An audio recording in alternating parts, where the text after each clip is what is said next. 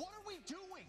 What are we doing? You're listening to the only podcast that admits they might know what they are talking about. But I ain't got that kind of time. That's enough. This is We Might Know Sports. I love you. Yeah, that's nice. Come on. With Kevin. Don't listen to Stefan and his corrupt rules. Stefan. I don't think they care what you like. And Corey. I hope everyone has a ball.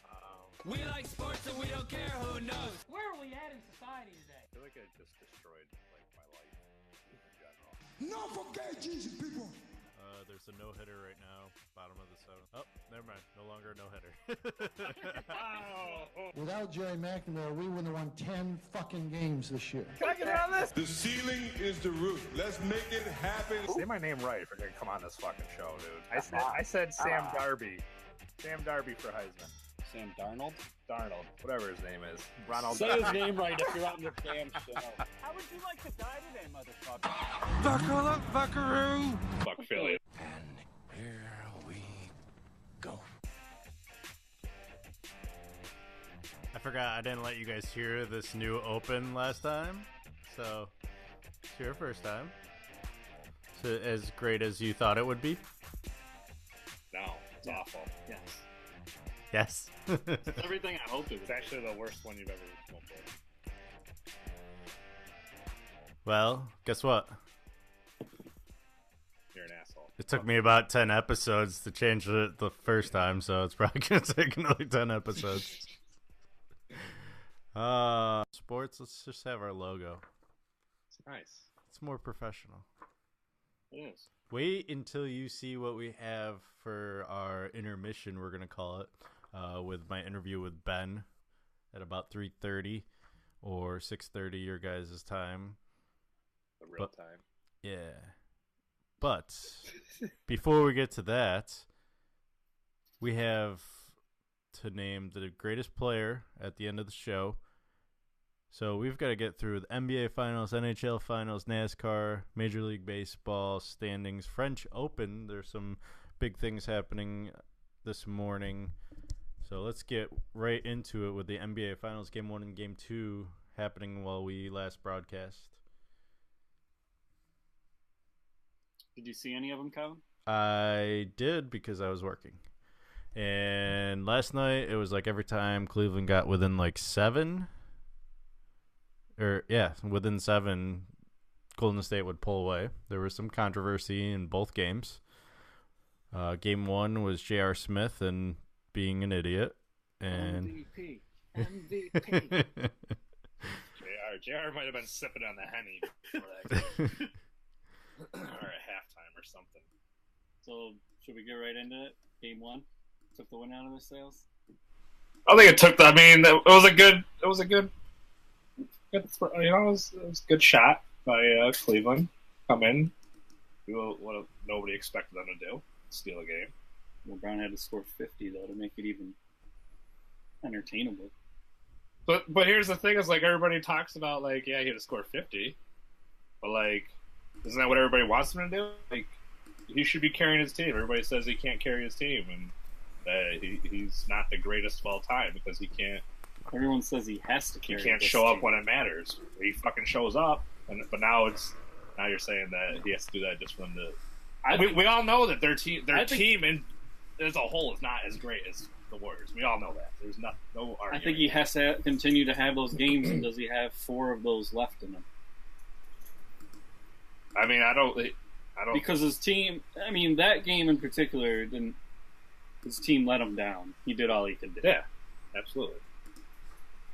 But last night, I mean, he still has a great game. Like 29, 13 assists. Like he was a rebound away from a triple double, 9 rebounds.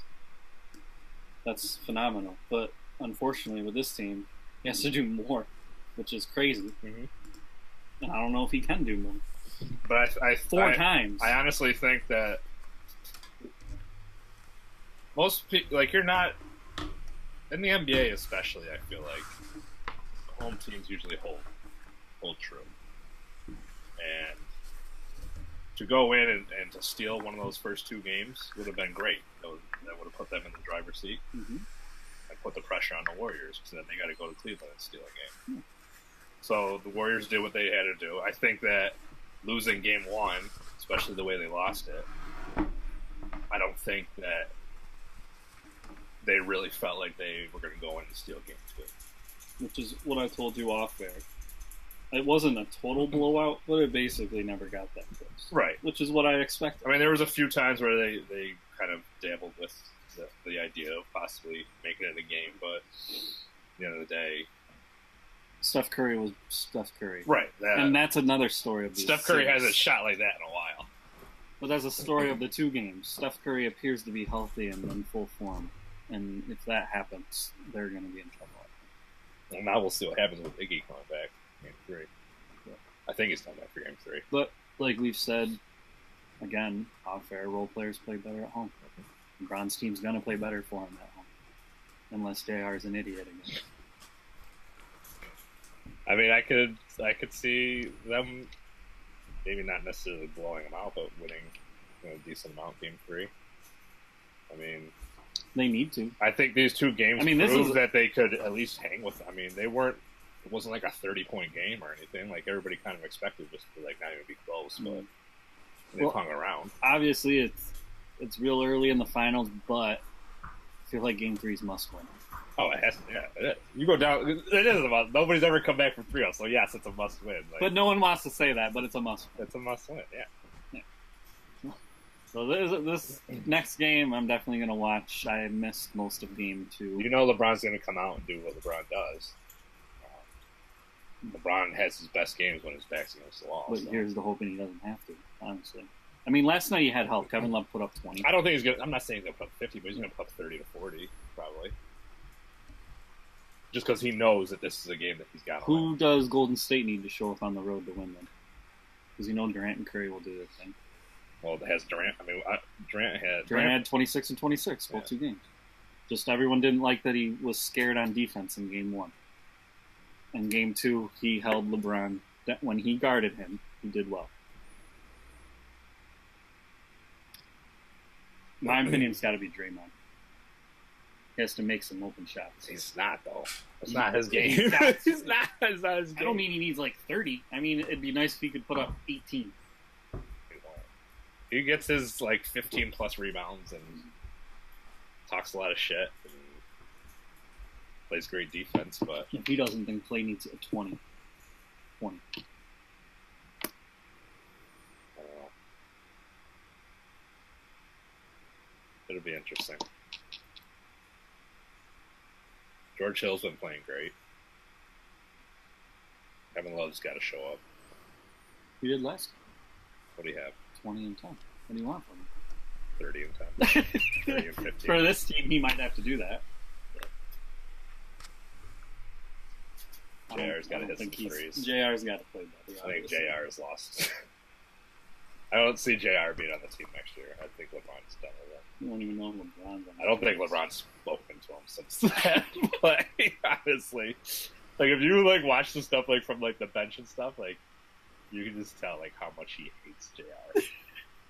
And I don't know if he's even gotten over that yet. Like, he's politically correct and, you know, says all the right things, you know, we move past it, whatever. But realistically, I don't think they're on good terms. I guarantee that.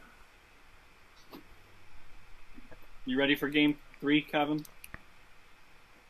Is that tomorrow? Right? Wednesday. Oh, yeah, I forgot. It takes forever for the NBA to play their next game. Honestly, yeah, sure. I'll be watching it because I'll be working, so it'll be on in the background. I won't be watching it too closely, though, because I'll be pouring beers instead. So I see you already know what the finals odds are for next year? Yeah, Vegas released its odds last Friday for opening odds, at least. Golden State is 5-4 favored, with Houston at second, tied with Philadelphia at 7-2 odds. Celtics 8-1, Spurs 25-1, LA Lakers, Miami Heat 20-1. Why? Yeah. Vegas must be thinking that LeBron's going to Philly. And then the Cavs are 30-1. Semifinals. How The Cavs are what? Did you just say? 30-1. See, Vegas is expecting him to leave. Yeah. Well, for Houston to be up there too, they obviously think he's going to Houston, which has been the talk. Right. And they're betting that happens. If he goes to the West, I'll be flabbergasted. let's see here. Atlanta Hawks come in last with 1,000-1 odds. If he goes to Houston, I still give him no credit. He had to join a super team again to get there. If that's what he does. Like, if he gets to the finals on Houston... So then don't count any of these Warriors championship games. We'll get to that later. Any of these championships they win with Durant, don't count them. Well, LeBron really only has one, but we'll get there. We'll get there when we get there, apparently. All right, well, before we get there, let's go to the NHL and talk about Vegas versus Washington, D.C. Capitals. Okay. Taking the 2-1 lead and taking my advantage away from me from winning my third Golden Thumb. I don't know if you guys noticed. I put him in the background now. I see him. Little. I see one. Yeah, I see one. There's one down here. Mm-hmm. Yeah. And there's one up here. Oh, Yeah. we're cut off. It's kind of blends in too. I also have Otto and Tampa Bay football. Boom. Look at that. Well, the viewers at home can see it, so that's all that matters, I guess. I had a screen covering it. Way to go. I just like to see your beautiful face, that's all. Oh, well, guess what? You'll see it in person next week. That's what brings in all our viewers. Yeah. Hey, we got a new subscriber on YouTube. Shout out. Yeah. New subscriber. Shout out to you. He's actually a real person, too. I work with him, so. Oh, wow. Hey, look at that. Hey. Every view counts. Mm-hmm. All right, so Vegas needs a win tonight. Otherwise, they're looking at history not being on their side. I believe it's the last 32 teams to go up 3-1 have gone on to win the Stanley Cup. So we kind of called it, though. Ovechkin's on a mission this year. Has 14 goals in the playoffs. He's trying to prove he's the best player in the league, I think. But game 2 is where they seem to struggle a lot of times, too. So, or game 3, excuse me, after winning 2 games. This will be game 4, yeah. After they win 2. Yeah, I know you're right. Yeah. They got up 2-0 last round and gave up a lead, a 3-2 lead to Tampa, and then were able to pull 2. Remember when they were down 0-2, though? In the first round? To Columbus? And won 4-2. Yeah. That's what I mean. Ovechkin's on a mission this year.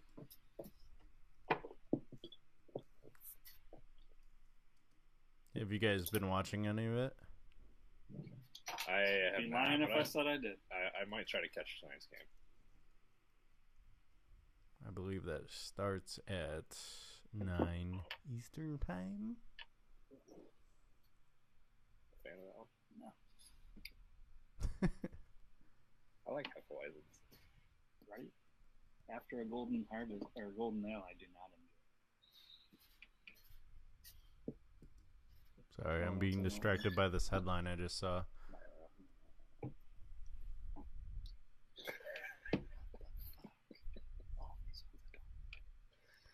All the beers I have left, I hate, Kevin. Should have started off drinking the ones you don't like. Yeah. And you have all the good ones at the end. Or you enjoy the first couple and then you don't taste the rest. I'm trying to pound them just to make this argument at the end more interesting. Or you're going to be ending up going to the bathroom then. All right. Well, I'm trying to find my next racer, so let's get right into it.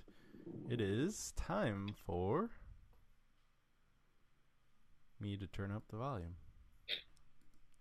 It's time for Corey's NASCAR update.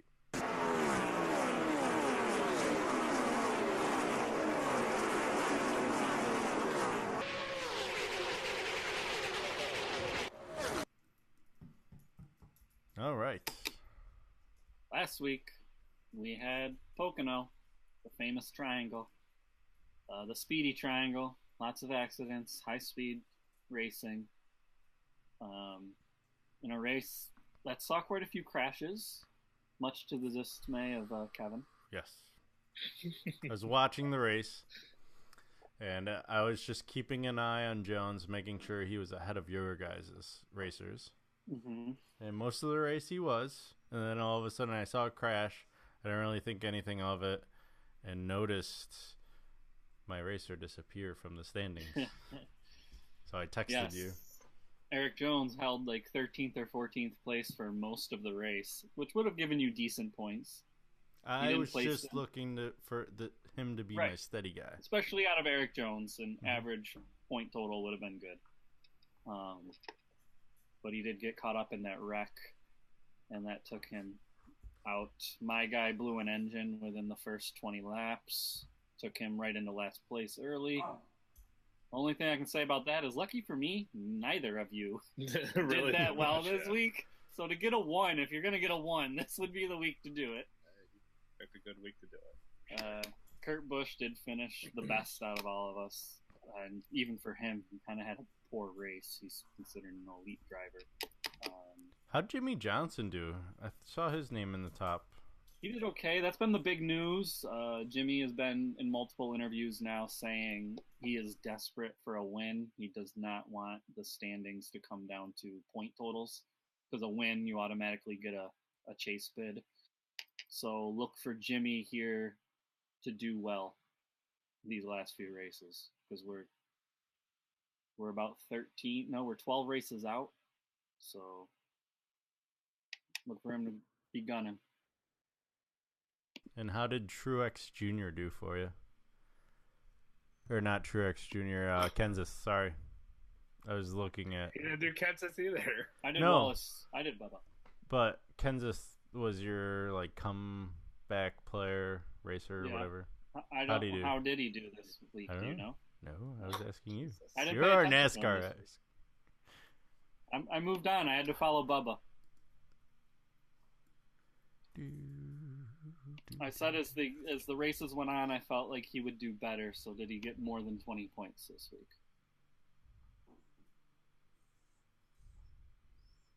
I think he got like 20-something, 26 or 24.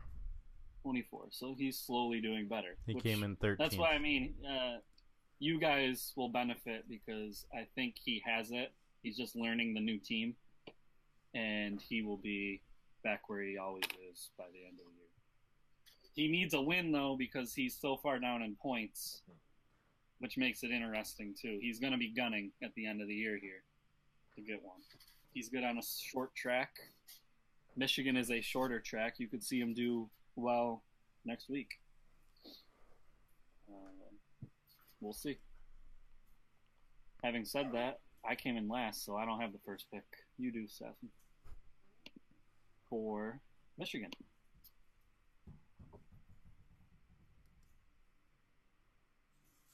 You already took Menard. Where? I didn't see him earlier.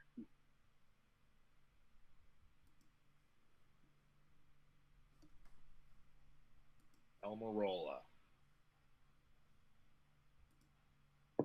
Not good on this track, but I'm going to take a gamble. Well, I'm taking a gamble on my guy.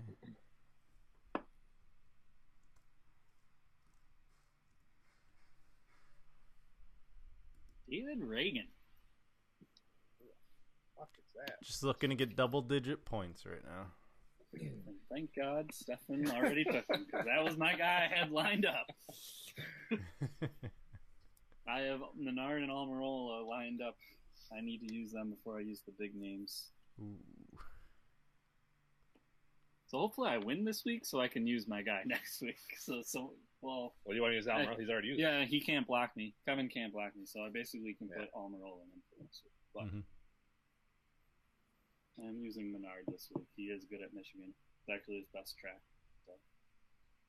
Which Stefan apparently knew. I just saw. I didn't see. I thought I had taken him earlier this year, but I didn't see it up there. I scanned over it. My guess is Chase Elliott gets his first career NASCAR win. I think Chase is going to win Michigan this week. Haven't we? Rolla's gonna win. Have we all? Nola has been very steady all year. I feel like we all picked Elliott. Everyone that's racing for Stuart Haas this year is very. Look at Harvick, obviously. I haven't picked Elliott. Well, there Yeah, you go. no, you haven't.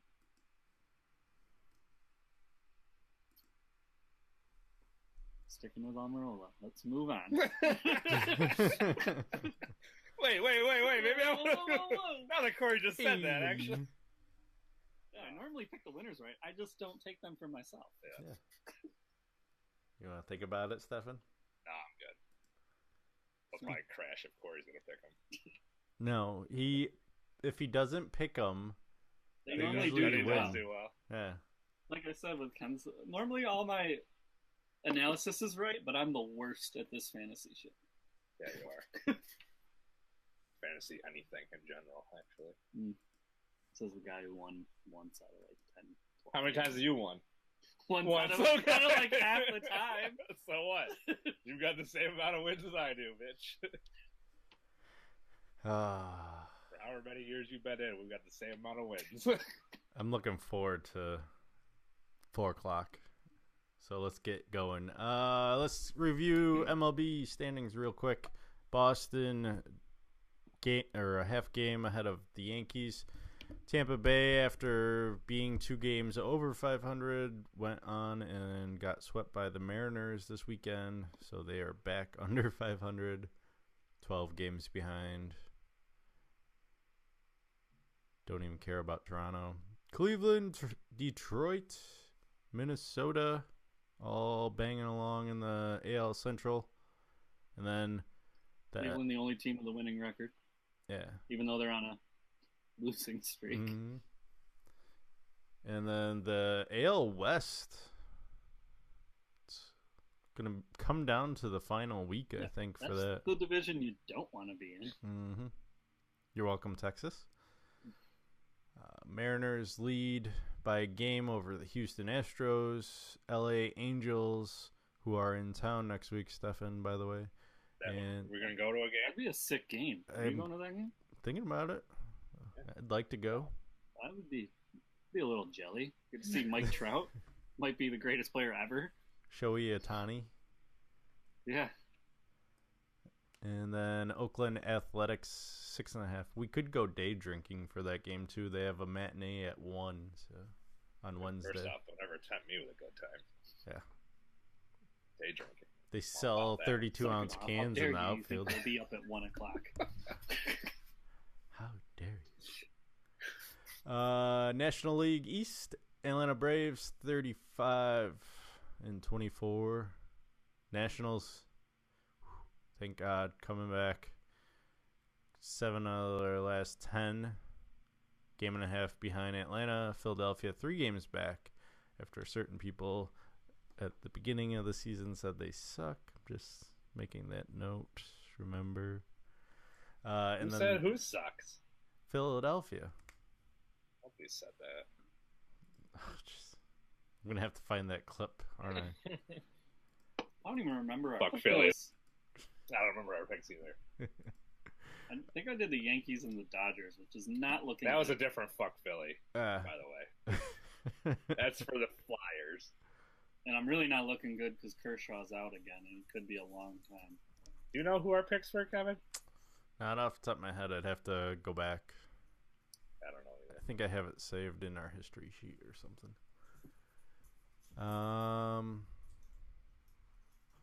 All I know is I picked the Nationals and the Astros, I think.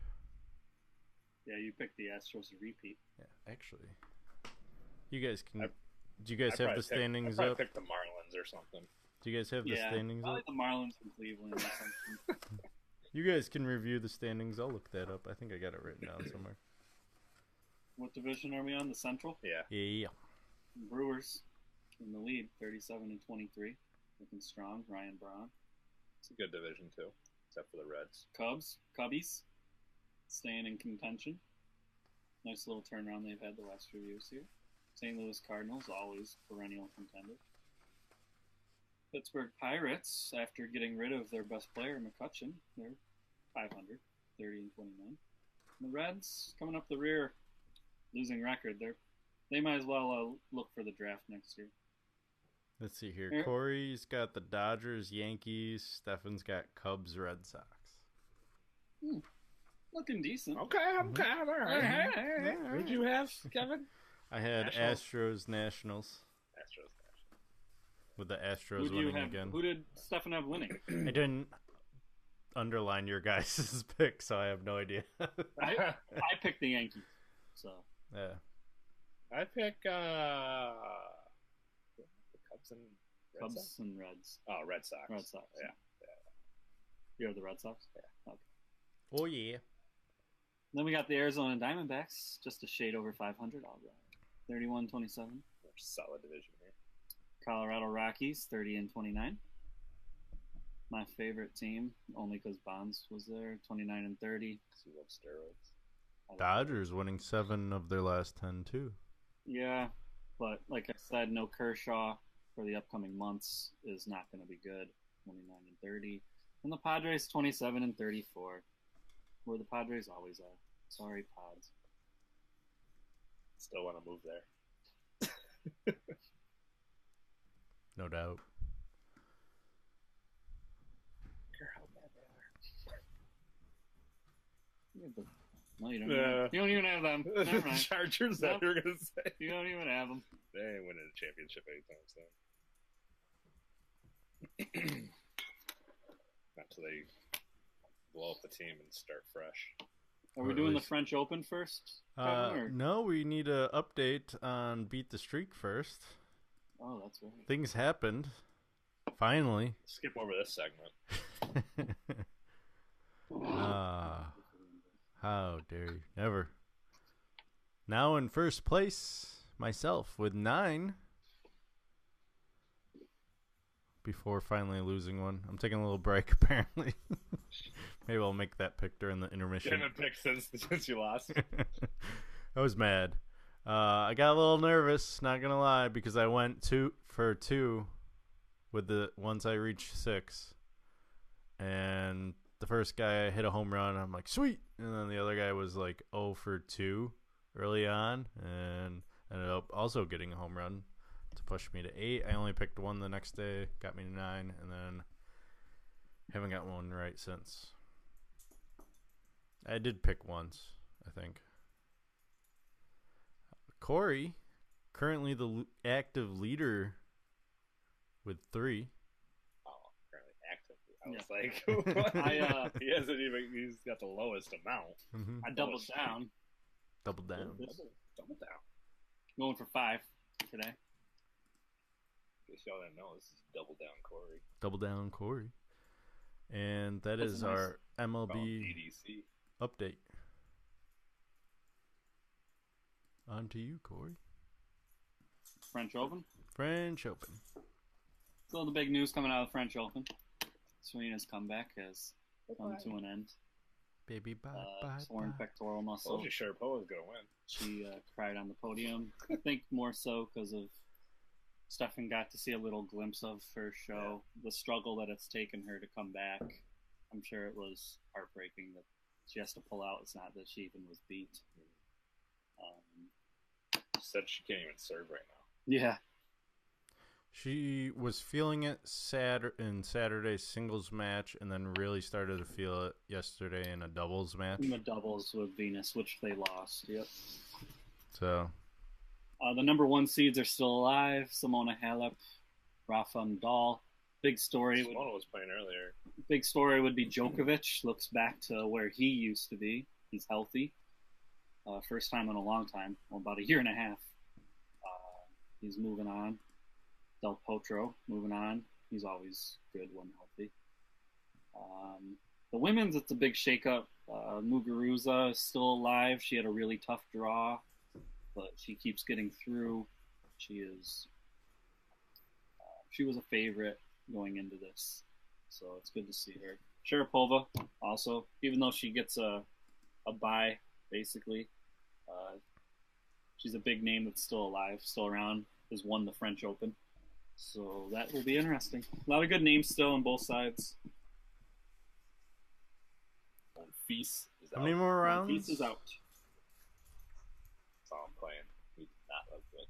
I am in my tournaments my brackets that I entered. I am doing very bad in the men's side, and in the women's, I'm doing very well. So we'll see what happens.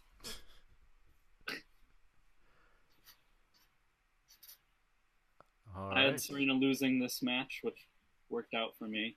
I was worried she was going to win. That would have been Get her losing to Sharapova. no someone else. Just So in I general. I didn't want Serena because I'm sure there's people who had Serena winning the whole thing. Right. Never a bad bet. Never a bad bet. Serena. I don't care how rusty she is. Although I'm sure there are people who have Sharapova too. So. All right. Well, thanks for that update, Corey. I know you're the huge tennis buff. Wow. Apparently, I can't speak today. Thanks for putting it on our notes. Yeah, you're welcome. Got you a little euphoria talking. You know, I try and include different segments that we never do usually. It's good to change it up once in a while. That's why we've got the NBA greats coming up after our UFC talk. UFC 225, Robert Whittaker, UFC. Yoel Romero, Rafael Dos Anjos, and Colby Covington all going for belts in this card. I believe it's in Chicago, so if you're in Chicago, you might want to spend a couple grand to get on the or get the fuck out, apparently. Don't ever spend a lot of time in Chicago. Jesus. Jeez. Fuck Philly, and if you're in Chicago, get Tough the fuck crowd. out. Yeah. Listen, we drove through Chicago. It's not a good time. Yeah, that's true. We got stuck Why? in 3 hours of traffic. It at, was like 2 in the night morning. construction going on or something. Yeah. It was just like a standstill. It was awful. I thought you were going to say you got shot at. And then we, If as soon as we stayed there much longer, we might have got shot. it was getting a little testy. That's, The longer you stay there, the better your chance. Yeah, to that get is shot. all right. So before we I give my picks with Ben. Corey, you're kind of involved because you had some picks we were going off of. I finished mine. Yeah, Okay. we'll go over it Oh. afterwards, and then Stefan will also give his picks. This is what I'm calling make or break June. We've got 5 picks because it's such a loaded card. So Stefan's got room to catch up, Oh, I'm catching up. and then Might even take the lead. ooh. There's also some other stuff talked about, including what's coming in 2 episodes, I believe, is the time frame. So without further ado, I guess now is the time to start playing the video. And so this is take 2. First take was a practice. We meant to do a practice run. First is the worst, second is the best, if Yeah. I'm not mistaken. Exactly. So UFC Especially- 225 preview. I was going to say in the standings as well, currently. That is accurate. I mean, people do call me an asshole a lot, so I guess that's a compliment. So, UFC 225 coming to us live this Saturday, if you didn't know. I wasn't aware. Yeah, time traveling. Because this is showing June 4th. So, June 9th, Saturday, Chicago. 2 title fights on the line. Pretty big for a June fight. Usually they save their best for their July 4th weekend card. Not so much this time. Because coming up in July is Cormier, Stipe, and then I forgot the other one already. Ortega, Holloway is I'm the excited July about that. card. So that we'll talk in a couple of weeks about that. We've got a couple. Stipe Cormier, though, that's it's going to be good. Yeah. It's like Tyson versus Ali. You're going to see a super fight of people you never thought would actually fight. Brock Lesnar, John Jones, if that happens. I remember a long, long time ago, I think that's what they're playing off of, that Jones said he would beat the crap out of Lesnar. Mm-hmm. I think he would. But I also think he'd have a real hard time if Lesnar somehow got on top of him and got him down. Just smush him It's just a lot of weight. like he did to Hunt. Yeah. And his brick hands, I mean. Yeah. Lunch pails, I think Joe Rogan called them. Yeah. Hit him with the lunch boxes. They had to fly in special gloves just for him because his hands are so ginormous. They were just attaché cases with finger holes. Yeah. Put his hands into. All right, so let's start off. Start off with the last fight of the prelims. Curtis Blades. Oh. Alistair Overeem. I don't even know if I could remember my specific picks. Oh. I mean, you recorded yeah, those. I've got it down. We'll see how you did. Because I know I didn't remember. But Overeem, the old guy in the division. Experienced. Some might just call him experienced. All right, experienced. I call him old. And then the new upcomer, Curtis Blades. What I don't like is they don't put some stats like their age here. Is it on here? Nope. I think Alistair is 40. He used to fight in Pride, right? Yeah, he fought in Pride. He fought in K1 before that. He fought in Dream. In fact, there was a year where he was the world champion in 3 different organizations at the same time. Yeah. So, just double checking to make sure the bar was moving. I believe we said Overeem, He just got knocked out. It was the one Yeah. where he got knocked out by snapped his head back. Ngannou. Okay. And then Curtis coming off of a decision win over Hunt. Both have fought Hunt in the last 2 years. Both beat Hunt, so we can't really be like, Both have failed drug tests, though. There you go. One was for marijuana, which isn't quite performance enhancing. Yeah. But let's say, if we're going to do comparisons, they did both fail. Mm-hmm.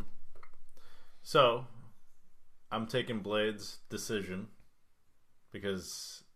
oh, yeah, go for the safe bet. Apparently, my heart is overwhelmingly taking over for all of my picks, as we'll get to. So, who are you taking? I'm going to take Blades. I'm going to take Blades by KO in 2, unless that's not what I said last time. No, it was 2. Okay. And I think that the reason... Both these guys have power. They've got dynamite in their hands. I think Blades being the younger of the two significantly. I don't know if it's by 15 years or whatever. But he hasn't absorbed enough shots so he can just go through. Alistair's taken so many extreme punches, including Ngannou, who... I think he had just logged the most power in a uppercut in the world right before he used it on Alistair's head. Mm-hmm. Alistair's taken quite a few shots. He's been in the game for a long time, and I think that his chin doesn't hold up like it used to, and that's not something you can train. Yeah. So, I bet you Curtis could take a shot or two from Alistair, even though Alistair's a beast. I don't think it would go the other way. I don't think Alistair can take a few shots that are well placed from Blades. So Corey's Overeem knockout in the first, not feeling it? It could happen. That's just it. Especially with the heavyweights. That's one of the things that's exciting is you can look at it and see that it could pretty much happen any which way. But you got to imagine that Blades is training to stay away from getting knocked out in the first, and then he's going to maybe have better stamina, and then he can pick his shot and knock Overeem out in 2. He could get caught. In fact, if Overeem gets a hold of him and starts throwing the knees down, that could really turn the tide for him. All right, so let's move on to the first fight of the pay-per-view. That's prelims, right? This one's prelims. Yeah. This one's pay-per-view. Both fighters have lost to Mickey Gall. Mickey Gall came off of The Ultimate Fighter, right? Were you saying something going on? No. Dana White's looking for a fight. Okay. I think it was like the first episode, and Mickey called out CM Punk. Yeah, that's right. I actually did see that. Is that show still on? Yeah. I only saw 2, maybe 3 episodes. Do you remember Chantel? That she worked at Red Hook? Mm-hmm. When they did the Sturgis thing, it was her ass right there. It was hers. I was like, oh my god, that's Chantel! I know that ass. And so I shot her a text and I told her, and she's like, oh yeah, that is me. Yeah. So look it up. It's when They went to Sturgis. they went to Sturgis and where they zoomed in on someone's ass. That's her. Great. Great. Okay, sorry, that was total sidebar. I apologize, but it's worth checking out. All right, so Mike Jackson, CM Punk. Who are you taking?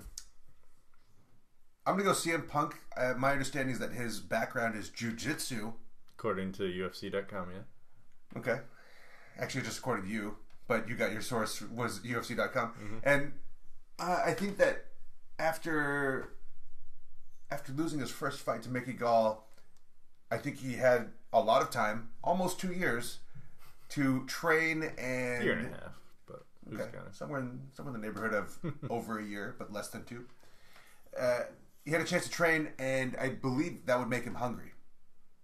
So, I don't know anything about this other gentleman here, Mike Jackson, but Mickey Gall is responsible for all of that, and I think that CM Punk will just sweep that under the rug and think of this as his new debut, and I think he wants to prove something. I don't know about this guy. Seems like he might just be a feeder fish to a... Hello.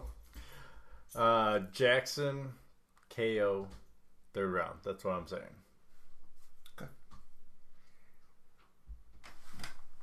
Moving on. He doesn't have any arms or legs, as you pointed out previously. Oh, yeah. No reach, no leg reach. It happens. All right, moving on to Holly Holm, Megan Anderson. Kind of stuttered there. Megan Anderson. One filled in for the other when she couldn't fight Cyborg because of visa issues. Cleared up because this fight's happening. And Holly Holm coming in off of a loss to Cyborg in decision fashion. Fighting in 145 again. Apparently not going back to 135 where she knocked out Ronda Rousey.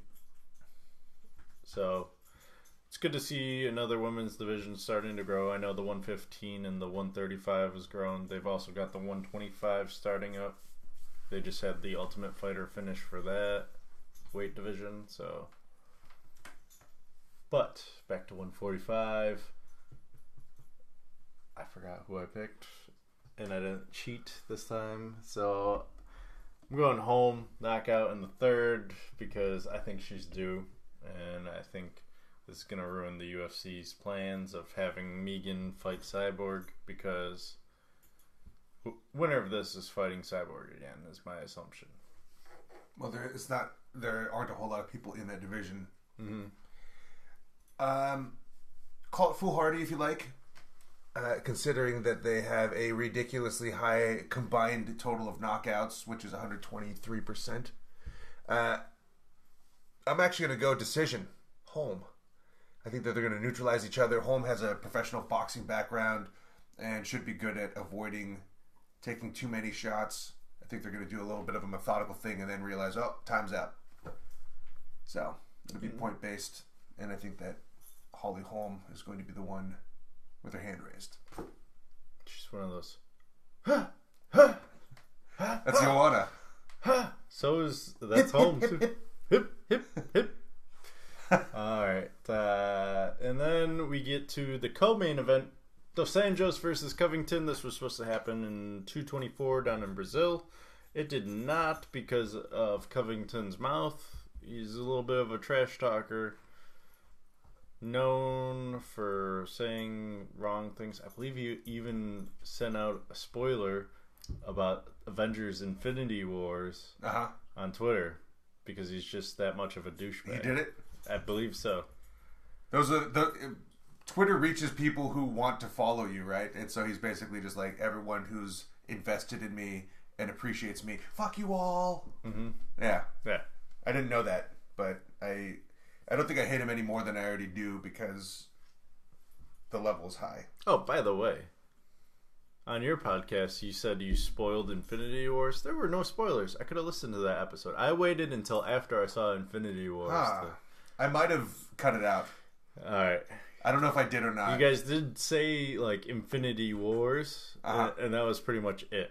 Like, well, the running gag as well as I think if we just hint at mentioning the name of some popular media, it makes it in the spoiler list. Oh yeah. But I appreciate the fact that you did go back and listened, and then were disappointed. Yeah. Because that's the goal of my podcast. I want people to be disappointed. Absolutely. So far, we're batting 1,000. Yeah. Always disappointed. We're what, like 38 episodes in? Pretty close. I think not today. Previous weeks was 36, 35. I don't know. I'm gonna have to look this up for you. See, I already know this is episode 72. Okay. Let's see. So you're double, and actually we want to get you 73. I bet. There it is. There it is. Well, just in the same way that you were off about that, you're probably going to be off about these rounds and or fights. I noticed that you expanded it from 2 or 3 to 5 this time to get a little separation, as you're leading the pack at 20, but hot on your heels would be me with 19 points. And you don't have episode numbers, so I can't even tell you. Yeah, 35. 35. What I was going to say is, when you get you back on there, I just tried some of your homemade hot sauce. Mm-hmm. It was pretty good. It lacked in spice the way that I expect the hot pepper eating challenge is going to go when you come on the podcast. Again. I just want to fool you. That's all. Like, he doesn't like spice. Yeah. It'll be good. I have video evidence that I've eaten hotter things. So. I saw. But before we start rambling on about other things, let's get back to these fights and then we'll talk more. Dos Anjos Covington. I'm going Dos Anjos. I was going by decision, but someone picked that, so I went submission in the 4th round, I believe. Yes, 4th round. Who picked it? You picked decision. So what you're saying is that you are influenced by someone else's calls, whether you follow I'm trying to get along as much... Okay, all right. Now, I just don't want to be the same as yours and be called a copycat. It's on tape. He's influenced. That's like insider trading. You can't do that. But what I pick? Decision 4th? Yep. To be honest, I don't know a whole lot about Colby Covington. I think he probably does have some skill to back up. We also looked it up. He hasn't really fought in anyone other than Damian Maia, so... An aging Damian Maia. That was his most recent fight. So I think that a lot of his bravado is to try to views and gain some controversy and whatever. Dos Anjos, I don't think is going to play into the same mental game as the whole Conor Aldo thing. I think he will take on board that Colby has said a bunch of stuff about his home country, but I don't think he's going to let that affect his ability to win. And I'm thinking submission. You're changing it? No. And I'm thinking we'll just cut that part. You went with decision. I'm thinking decision. Excuse me. By the way, there's no cuts. This is one take. Once I said submission, and then I looked up here and I was like, why would I do that? Yeah. Whatever I said previously, I'm sticking to it. All right. Well, let's move on to the main event. Yoel Romero, No Forget Jesus. No Forget Jesus. Soldier of God versus Robert Whittaker. You go like that to me. I love you. I love you, Michael Bisping. Right. So 13-2, 20-4. Whittaker's had a little time off, had some injury issues. Romero was his last fight. He won by decision. Are we feeling any different? I feel like I'm this. You said Romero won? No. Yeah. Whittaker. Okay. I misheard. I am going with my heart because I love Romero and I want more clips like No Forget Jesus and I love you, Mike. See you soon, boy. I can't get enough of them. So I'm going with Romero, knockout in the 4th. Maybe something similar to what he did to Weidman with the flying knee. Yeah. I know Corey's going with Romero knockout in the 1st. That's a little soon for me. I think it's going into the championship rounds. Well, I can see where Corey's coming from because certainly this gentleman is the most explosive in the earlier parts of the fight, and he's shown himself to gas a little bit. Not to say that he doesn't have knockout power in later rounds or the championship rounds. It's just that he has more explosion early. When these two fought first, I was not a huge supporter of Whitaker, actually. I watched him. I think he came off The Ultimate Fighter. Maybe. I think he I can did. look that up. I think he was part of Australia versus Britain. But whatever the case is, I just thought he was... I didn't think that he had the skills that he seemed to think he had. But he's proven me wrong so far. He's been on a tear, beating people down that I didn't even think he'd get close to beating. And the last time that these two fought, he showed me that I have been wrong. Because I thought Yoel for sure the first time they fought, and Yoel looked to not have a chance at all. I don't think this is going to be any different. I don't think Yoel will have put any extra quivers into his... any extra arrows into his quiver. And I think that Whitaker having the time off to prepare and heal, he's going to come back stronger. So I'm going to go with Whitaker by...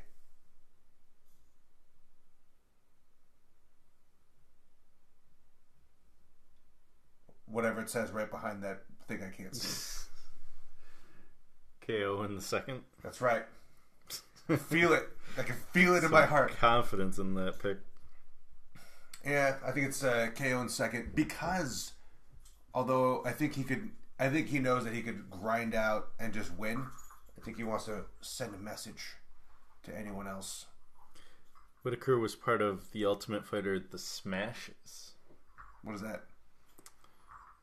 Pitted a team of 8 Australians against 8 from United Kingdom.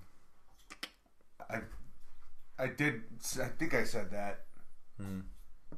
I wanted to note that I did say that because I often say things and I'm not necessarily correct. But that one I was. So it's definitely, we've seen this fight before. It's definitely going to live up to its hype. Hopefully no one gets hurt. Fingers crossed, because otherwise we're going to be changing the fight again, like, what, 2 fights ago? Gets hurt prior to the fight happening? Yeah. Got it. I thought you were saying, like, during the fight. I was like, someone might get hurt. Yeah. Usually they do. A little head trauma here and there. Never hurt anyone, though. Well, so they say. But who are they? Before we sign off, we talked about ESPN, $1.5 billion deal. Oh, yeah. And no more Ultimate Fighter. You seem to have been a fan at one point, but you've lost it. So I feel like you're not going to miss it as much. Well, I think that the earlier editions of Ultimate Fighter seemed a little bit like a new direction for UFC to do the talent search. And they had a lot of compelling storylines and interesting fighters that came from the series. But at a certain point, it seemed like they just started doing the money grab. They started having way more of them. And the quality level of the talent seemed to drop. And they were just trying to make the money. As a result of oversaturating the market, it seems like it's lost in popularity. There aren't the dynamic and interesting characters.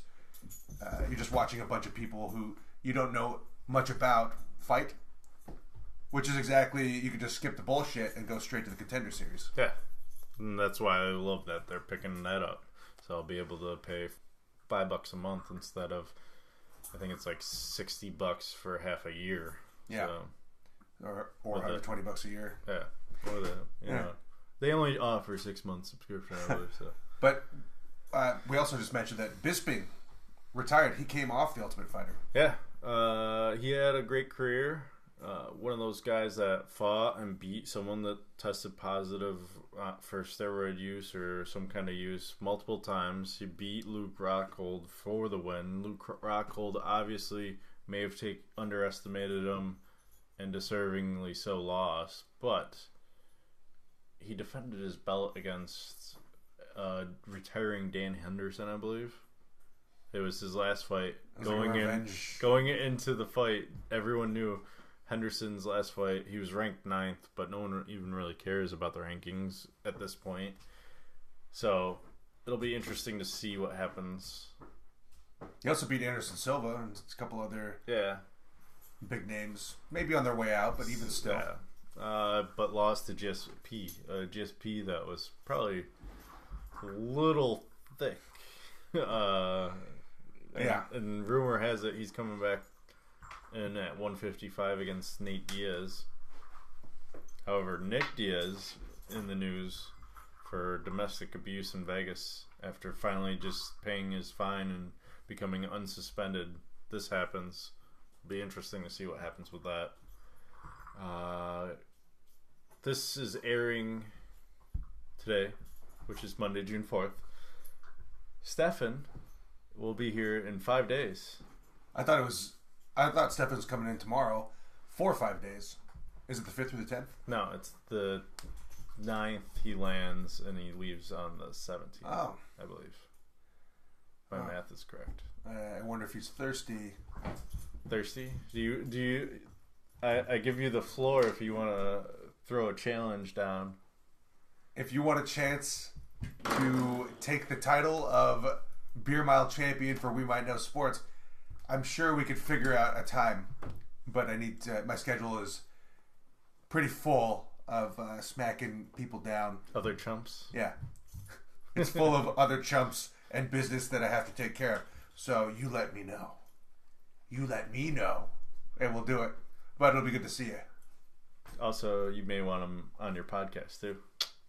Ah! Throwing that in there. I'm just saying. We'll see if he's even interested. He might be too good for your podcast. He's pretty good for our podcast. Yeah. We had to pay him extra money on Memorial Day to get him to record with us. So. Yeah. I mean, he's a big graduate now. He graduated from college, his nursing college. And I think it's gone to his head. That's what it was. That's what it was. I think last time he might have lost because he was nursing those beers instead of pounding them like I did and then going and running a lap and pounding another one. 4 times this half. Actually, 4.5. Mm-hmm. But if you want to hear more of that story, you can either watch some of our older episodes. I'm guessing divide our podcast by 2 and you'll get the episode. Or episode 35, Ben threw a little smack for Stefan. Just saying, Stefan. I just made the record known how it went down the first time. How you could not finish your last beer. And he's going to cry. Oh, I did it with an IPA. Oh. This guy finished half of that IPA and still, after already have completed... Now, he has gone on the record, though. Maybe he shouldn't have... I believe he did have one before the race itself, too. That may have hurt him. Is that right? Yeah. That's called underestimating your opponents. Or underestimating yourself. That's true. Or overestimating. Yeah. That's fine. So, he might come with a different strategy. I don't know what type of running shape he's in. I am going to stay out of this because I know I'm not in running shape, and we need someone to film it. So that's true. We'll see what happens. Maybe I even end up running with the camera and just not doing the beers and having this set up. Yeah.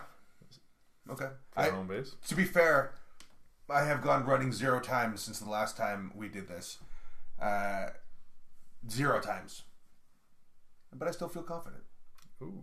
I still feel confident. I think whatever I can't make up for in the run. Do you want to go grab a golden thumb? I mean, that's yours. Is there one in particular? One that's not labeled. There you go. That one's yours. I'll label it for you.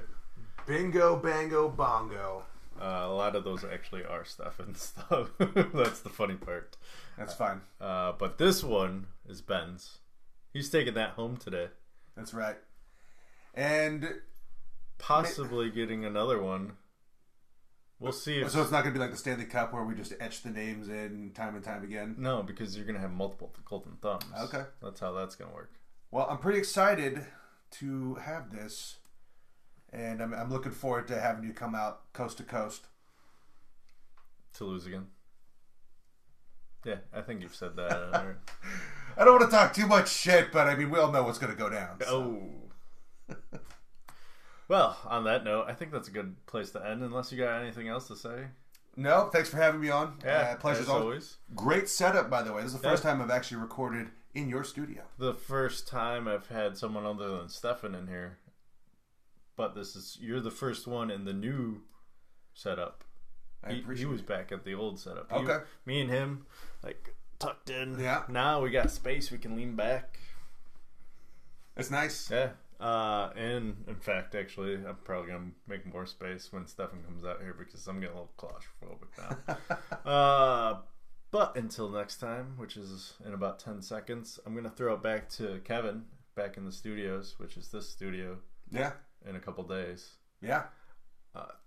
Thanks for being on. We'll have you on in a couple of weeks for UFC 226, Cormier and Miocic. That one, I'm going to have a hard time picking because I hate Cormier and I love Miocic, but it might not go the way I want it to. We'll just leave on that note. Okay, we'll leave it on that note. Thank you, sir, for having me. Yeah, and we'll have you back. Yeah, and enjoy the rest of the podcast. Like Barkley or Isaiah Thomas. Well, they're not going to enjoy it because Stefan's going to be on it. Bear with the rest of the podcast. All right, Corey, take over. Take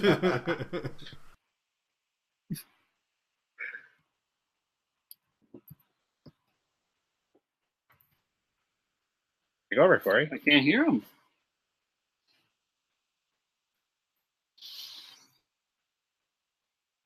We lost you. No, you didn't lose me. All right. I tried to be smooth and it didn't work out, okay? No, it didn't work out. You guys should know me. All right. Good attempt. Little behind the scenes information. It took us 2 attempts. That was our second attempt recording it. I didn't record the audio, so no one heard the initial video, so we had to redo it. But before we talk UFC, how about this, Stefan? Do you have like a counter for Mr. Friedman? He talks a big game. He beat you last time. Remember that. He does. He does have a good reason to talk a big game. I mean, he's the defending champ. I'll give him that. To my credit, that I did drink a beer beforehand, so really we drank the same amount then. Really, I guess, technically speaking. But he finished first. He did finish first. Also, I was put on a high alert warning to if I vomited, that I was not allowed back in the apartment. So now we can I was a little weary of how that was going to go. And I didn't want to push myself to the point where I might actually do it. I think it would have probably been all right, but I also need a better beer choice. That much I know. Well, you're going to have plenty of time to decide before the actual race itself. We'll do some things before. We'll do some research, I believe is what they call that in the world. Yep. Research your beer of choice. Absolutely. Remember, it's got to be above 5%. I should probably make sure Ben remembers that rule. Yeah. No, actually, don't let him. Don't remind him. That way I can get a technical win here. No. Let him finish the whole thing, and then I can be like, oh, you didn't win, actually. I don't like you this. Cheated. I like it. No. I want a fair, clean fight, and that's how it's going to be, okay? Either way. Plus, I think I know what beer I'm going to have you do. A, because it's free, and B, because it's not an IPA this time. So we'll talk off air. We'll do some samples. We'll see. All right. But while we do that, let's talk about UFC 225. Big fight. Robert Whittaker, Yoel Romero. Corey's going Romero, knockout in the first. I'm going Romero, knockout in the fourth. Ben is taking Whittaker, knockout in the second. Stefan, pressure's on you. Pressure is on me. Everybody's going knockout. We know these guys are big hitters. You heard Ben's analysis. Kind of. And Kevin's. I will go.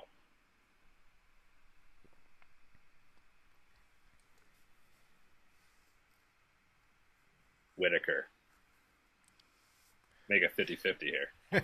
I also told Ben that if you choose any of his picks, that it's like the curse.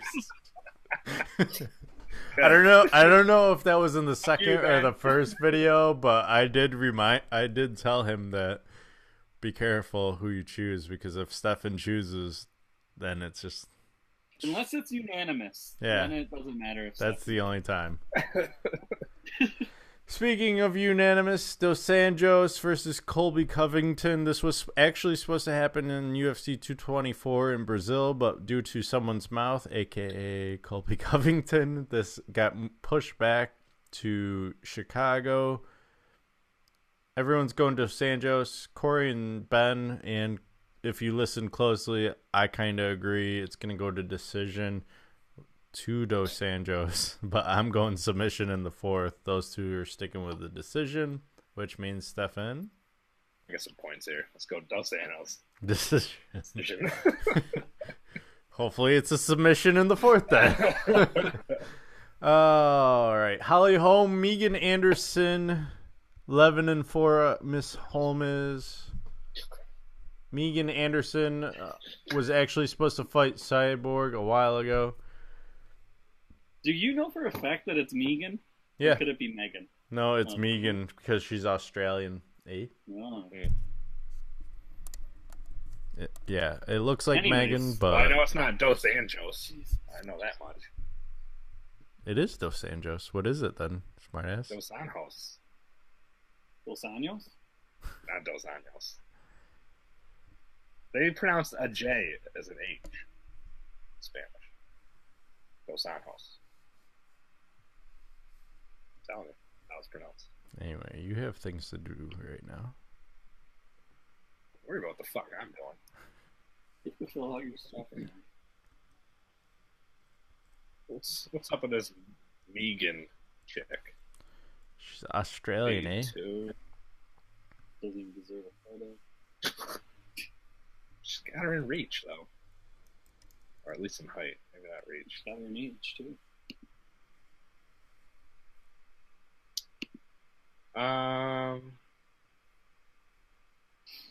You know, she has no photo.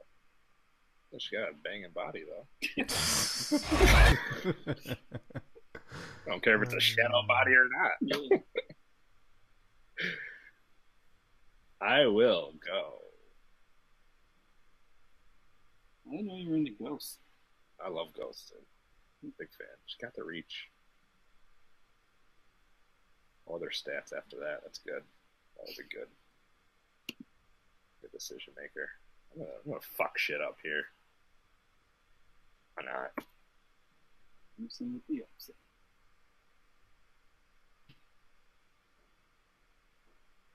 Alright. Sorry, I'm Anderson. trying to find how Dos Anjos is actually spelled. Says his name. But before we... I'll do that on my own time, apparently. Let's go to CM Punk. Mike Anderson. Oh, Mike Anderson now. Or Mike Jackson, sorry. Oh, I there we go. was guessing off the top of my head. Didn't work out. It was the Megan Anderson effect. Both 0-1. Both, if you listen to the That's preview South with statistics. Ben, have lost to, not Sage, Mickey Gall. To who? Mickey Gall called out CM Punk on Dana White's looking for a fight. If you had watched the thing, but Weird has got a 0-inch reach. yeah. He's armless. Corey and Ben are going CM Punk. Corey's going by knockout. I'm going Jackson just because he's got more experience than CM Punk. I think Jackson's trash, and they're just trying to give Punk a win. I just want to fuck Kevin up. Damn it.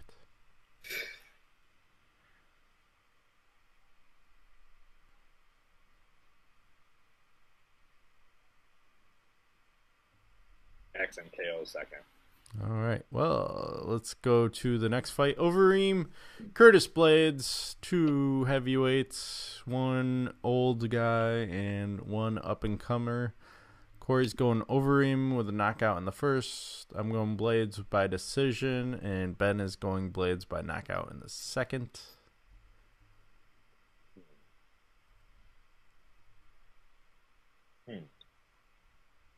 Both are big dudes. Great analysis. In case anybody was wondering. Big guys. What's happening, y'all? Few step. I like to see that Overeem's significantly more accurate.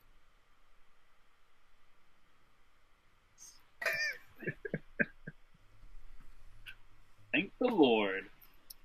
Didn't go with my guy. Blades KO in the third. Well, this is going to definitely test the theory because I've only gotten 1 wrong, and that was the last time Stefan picked the same as me, I believe, without a unanimous guy. So we'll see what happens Saturday. We'll have a recap along with, before we get into our next segment, we're also going to be covering you some World Cup, U.S. Open stuff. A lot of action going on. In U.S. the Open next weekend, too? Yeah. Shit. We got a lot going on. Busy week next week. Wait, so we got to make our U.S. Open. Is it next weekend or the weekend after? So next podcast, we got to make our picks. Okay. You have So to, when you're there. When I'm there, yeah. when you're not there. Aw. No. Oh, No, Trump when Corey's just by can't- himself. Trump just canceled the Eagles' visit to the White House. Oh. Oh. Darn. I thought you were talking about the Howard Schultz stepping off. I'm sure nobody wanted to go anyway. Just How- once. How about that news? I don't think that's true. Ooh, and John Wick Chapter 3 adds Clippers player Boban Marjanovic to the cast. I don't even know who that is. What He's you're a talking center. about right now. I don't know who the Clippers have anymore. It's a fact. They have Doc Rivers. You got what's his face? They got DeAndre Jordan And- and Austin Rivers. And also, many are speculating Howard Schultz is going to run for president in 2020 with his stepping off the I think Brian Starbucks Colangelo board. should run for The president. president? All right, let's get into the nitty gritty, shall we? Let's take a break first. I already took my break. I'm actually running out of beer. It's old school versus new school. NBA style. Apparently, I got to work on my screen here. Go ahead. This is your guys' bracket. You're doing it Yeah, too. you act like you're not like in on this. Like Yes, I'm doing it, but this is You're kind of the main host. You got to lead us in. yeah. Where are we starting, Kevin? Old school or the new school? Let's start with old school where I know players. You know the old school players, the guy that doesn't follow any NBA, but he knows the old school players. Yeah, because I used to. All right, we starting with the 1 and the 16. Yeah, I'm gonna Siri this one. let's just move on. Let's just I'm move just on. going with last name right now. We have. Hold on, I didn't even move the bracket yet. Jesus. Should I at least? I mean, I had to do stats on Isaiah. Should I at least say what he did? All right, yeah, go ahead. Say what he did. There, I'm gonna go get more beer. We know what. We'll talk about Michael Jordan's stats later, but I will at least. I'll talk about what Isaiah did and Second greatest player. why he's deserving. Give him respect.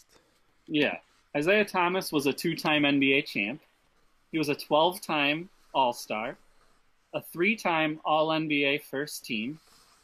1 time he led the NBA in assists, and he finished his career averaging 19 points, approximately 4 rebounds, and 9 assists a game.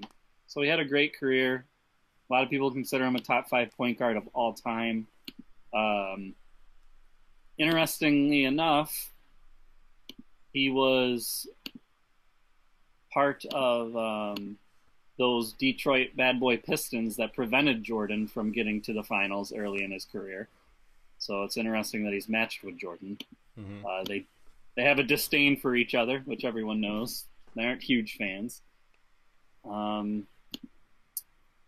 I guess that's all I have to say about it. We all know Jordan had the better career, so we move. The ceiling is the roof. Yeah, the ceiling is the roof. All right, moving on. We have Moses Malone, John Stockton, 8-9 matchup. John Stockton was a 10-time All-Star, 2-time All-NBA first-teamer. He led the NBA 9 times in assists, 2 times in steals, and is actually the all-time leader in NBA history in assists and steals. He averaged for a career 13 points, 2 rebounds per game. I don't know why you included that one. And 10 assists per game. And then with Moses Malone, we have 1 NBA championship, 3 MVPs. How did he get ranked? All right, never mind. 12-time All-Star, 4-time All-NBA first team, 1 All-Defensive team. He also led the NBA in rebounds 6 times, 20.6 points per game, 12.2 rebounds per game, and 1.4 assists per game. 2 great players. Moses Malone, though, needed Dr. J to get that ring. On the flip side, John Stockton never even got one. But John Stockton is the all-time leader in assists and steals, which kind of makes him a two-way player, even though he's never been on an all-defensive team, and Moses Malone has. Moses Malone also a 3-time MVP, which bodes well for him. Don't forget, John Stockton made it cool to wear short shorts. He did make it cool to wear short shorts, and the reason John Stockton gets a pass a lot is because he was in this Jordan era and couldn't break through, whereas Moses Malone, was in a tough era of his own, but it wasn't the Jordan era. I mean, it was 2 times Bulls versus Utah Jazz, correct? Correct. Probably the last time I actually really was interested other than the 2001 NBA Finals, I think. I'm glad we could prolong this long enough. I think I know Stefan's pick, but mine is actually Moses Malone. I agree with where he's ranked.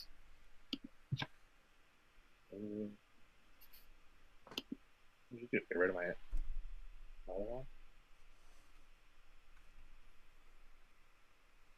What do you like, Kevin? Going John Stockton. The short shorts sell it for me. Come on. No matter, either one of them's got a shitty fucking draw on the next one anyway, so.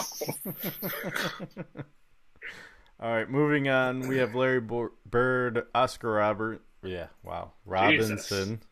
You want somebody else to talk? No, I got it. Larry Bird was a 3-time NBA champ. That seems a little low, considering how great the Celtics used to be. They were also going against. They were going against that jacked up Lakers team, but we'll get to that. 4-time All-NBA first team, 9-time All-NBA defensive team, and 4-time NBA rebounding leader, which is kind of fly for a white guy. 17.8 points per game, 10 rebounds per game, and who are you on? Am I reading the wrong? Oh, there it is. Yeah. There we go. I'm on, I think, Wilt Chamberlain's then. Oh. I was like, Larry Bird, defensive first team. No. Hey. Rebounding? No. All right. Although he did average 20 and 10. Let's rewind. 3-time NBA champ, 3-time MVP, 12-time NBA All-Star, 9-time NBA All-First Team, 24.3 points per game, 10 rebounds, and 6.3 assists per game. So his And rebounds. he could have had more championships, but he kept on running into a team that had Magic Johnson and Kareem Abdul-Jabbar on it. So that was a tough ask. Oh, maybe I'm reading Hakeem. I don't know. Anyway, I'll read Oscar. Oscar, one-time NBA champ, one-time MVP, 12-time All-Star, 9-time All-NBA first team, 6-time NBA leader in assists. He was the originator of averaging a triple-double for a season. And he averaged 25.7 points per game, 7.5 rebounds, and 9.5 assists as a career. So he almost averaged a triple-double as a career anyways. Technically, Bird was close to averaging a triple double. He was actually averaging a double double. But the big thing holding Oscar back, I guess, would be that he doesn't have as many MVPs as Bird, and he doesn't have as many championships. Although he was a more prolific scorer and a better team distributor.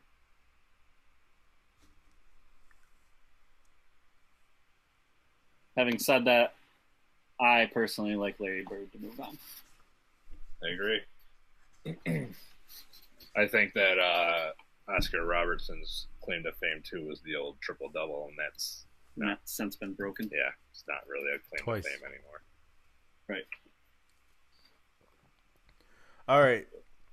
I think I got this back in order. So next is Bill Russell versus Julius Dr. J. Irving. Bill Russell, 11-time NBA champ, 5-time MVP, 12-time NBA All-Star, 3-time NBA All-First Team, 1-time NBA Defensive First Team, 4-time NBA Rebounding Champ, 15.1 points per game, 22 rebounds per game, and 4 assists a game. Pretty impressive on the rebounding. Yeah, crazy impressive. Julius Irving, 1 NBA championship, 1 MVP, 11-time NBA All-Star. You know, Corey may put NBA, but I believe he also has an ABA championship in there too. Yeah, that's when we get to arguing these two. If you were a Dr. J fan, you could argue if you counted his ABA. We were doing the greatest NBA player of all time, so I didn't include any of that. But if you included his ABA stats, he has a much greater argument as being ranked higher as a basketball player and even being in the conversation with the Jordans and Jabbars and all that. But we, unfortunately, in the NBA caught the back half of Julius's career, so you don't get as much. 5-time All-NBA First Team, 24 points per game, 8.5 rebounds, and 4.2. I noticed missing from the list is his dunk contest achievements as well. Yeah, I didn't include those with anybody. We have a couple dunk champions on the list. But I'm pretty sure that's pretty impressive. I'm voting for Dr. J because I'm a Sixers fan. And because I had a VHS growing up of Dr. J, How to Play Basketball or something like that. Didn't help you. Well, there's only so much help. I can't go against one of the greatest rebounders of all time and an 11-time champion. And in one of those seasons, he was the head coach and he was a player on the roster, and they won. That's the stuff people say LeBron could do, but I don't think he could. And Bill Russell can. So I'm going Bill Russell. And I'm going to Siri.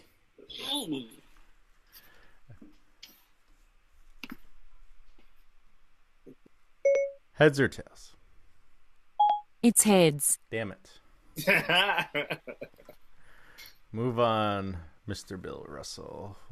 As he moves on, Irving Johnson and John, I don't even know how to say his last name.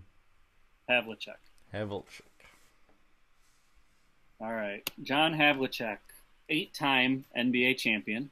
He was part of that Bill Russell era. 13-time NBA All-Star. 4-time All-NBA First Team. Maybe even more impressive, 5-time All-NBA Defensive First Team.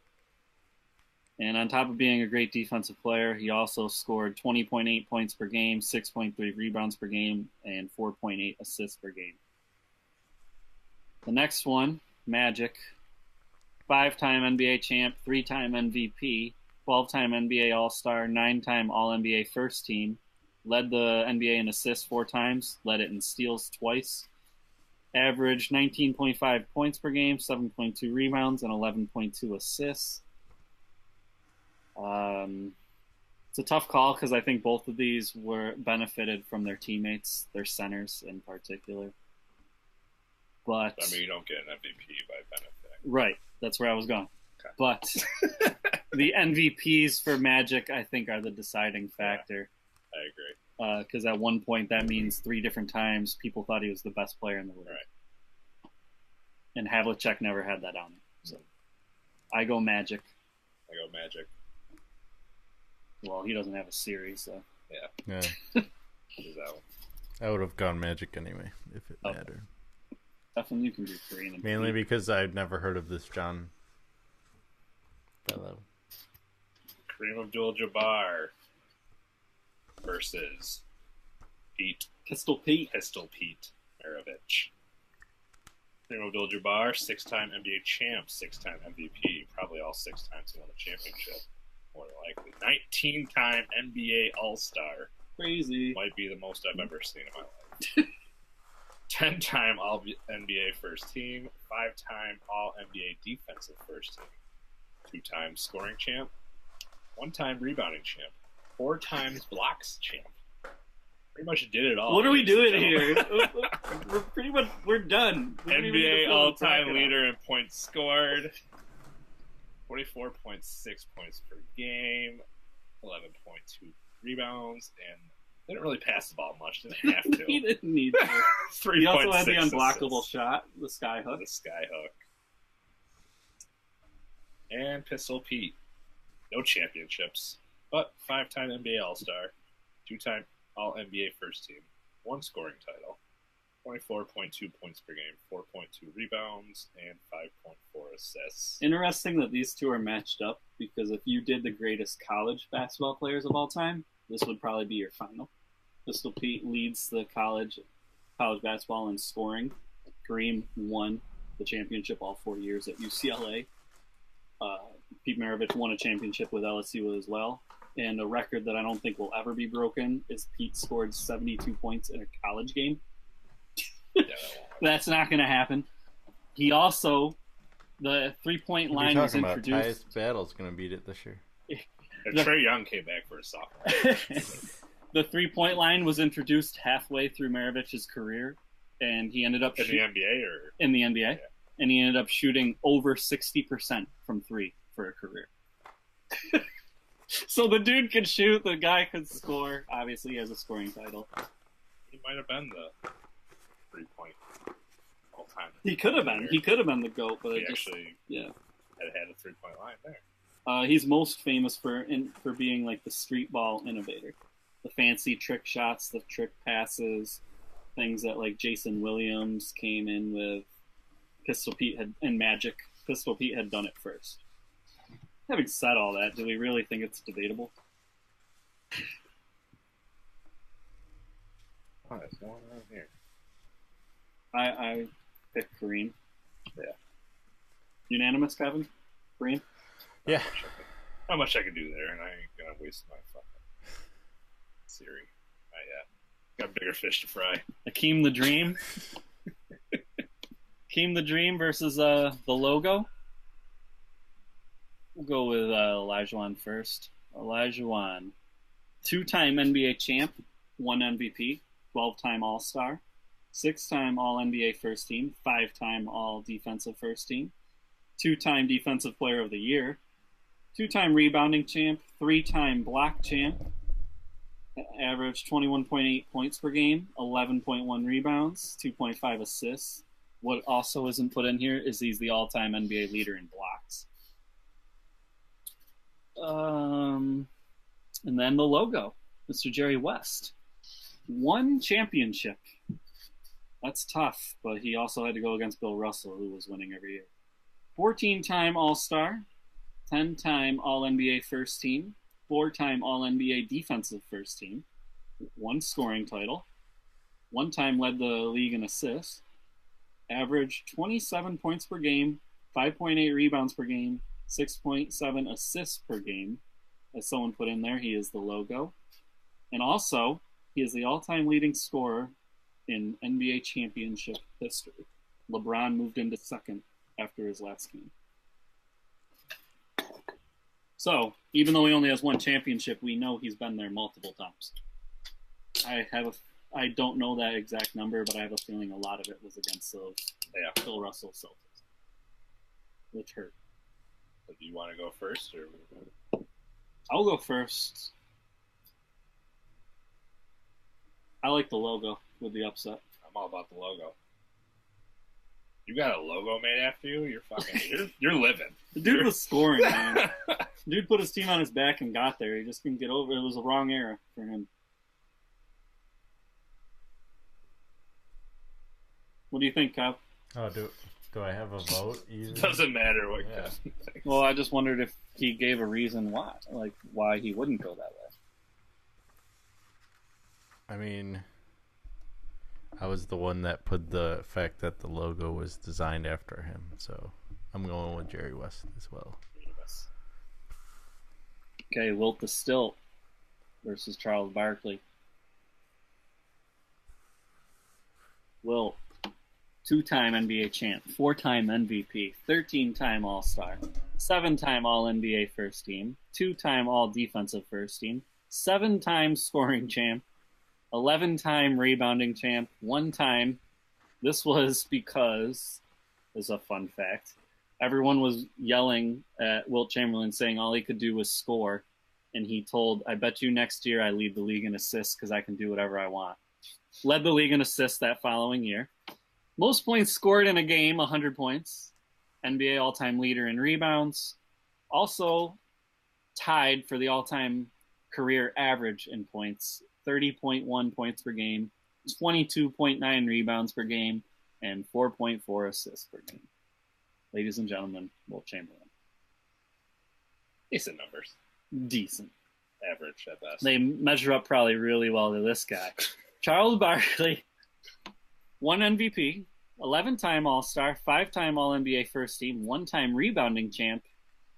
At a measly 6'7", he did average 22 points per game and 11.7 rebounds per game, which is good. 3.9 assists per game. We also add in the most colorful analyst. The most colorful. If this was analysts, he'd be up there. Yeah, absolutely.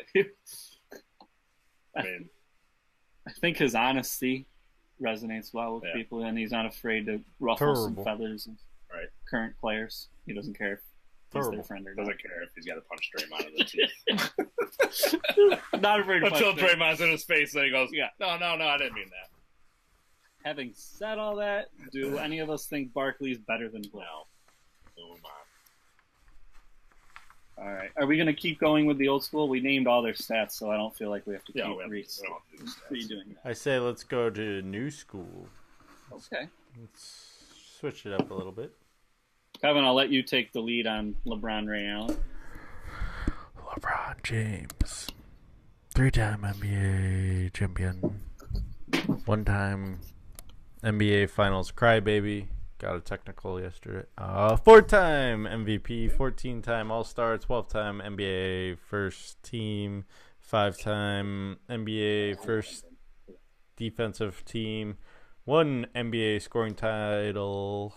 I don't know why I said it like that. 27.2 points per game, 7.4 rebounds per game, 7.2 assists per game. Coming straight out of, I believe it was Akron, Ohio. With no college education. Didn't need it. Another one that's almost averaging a triple-double for a career.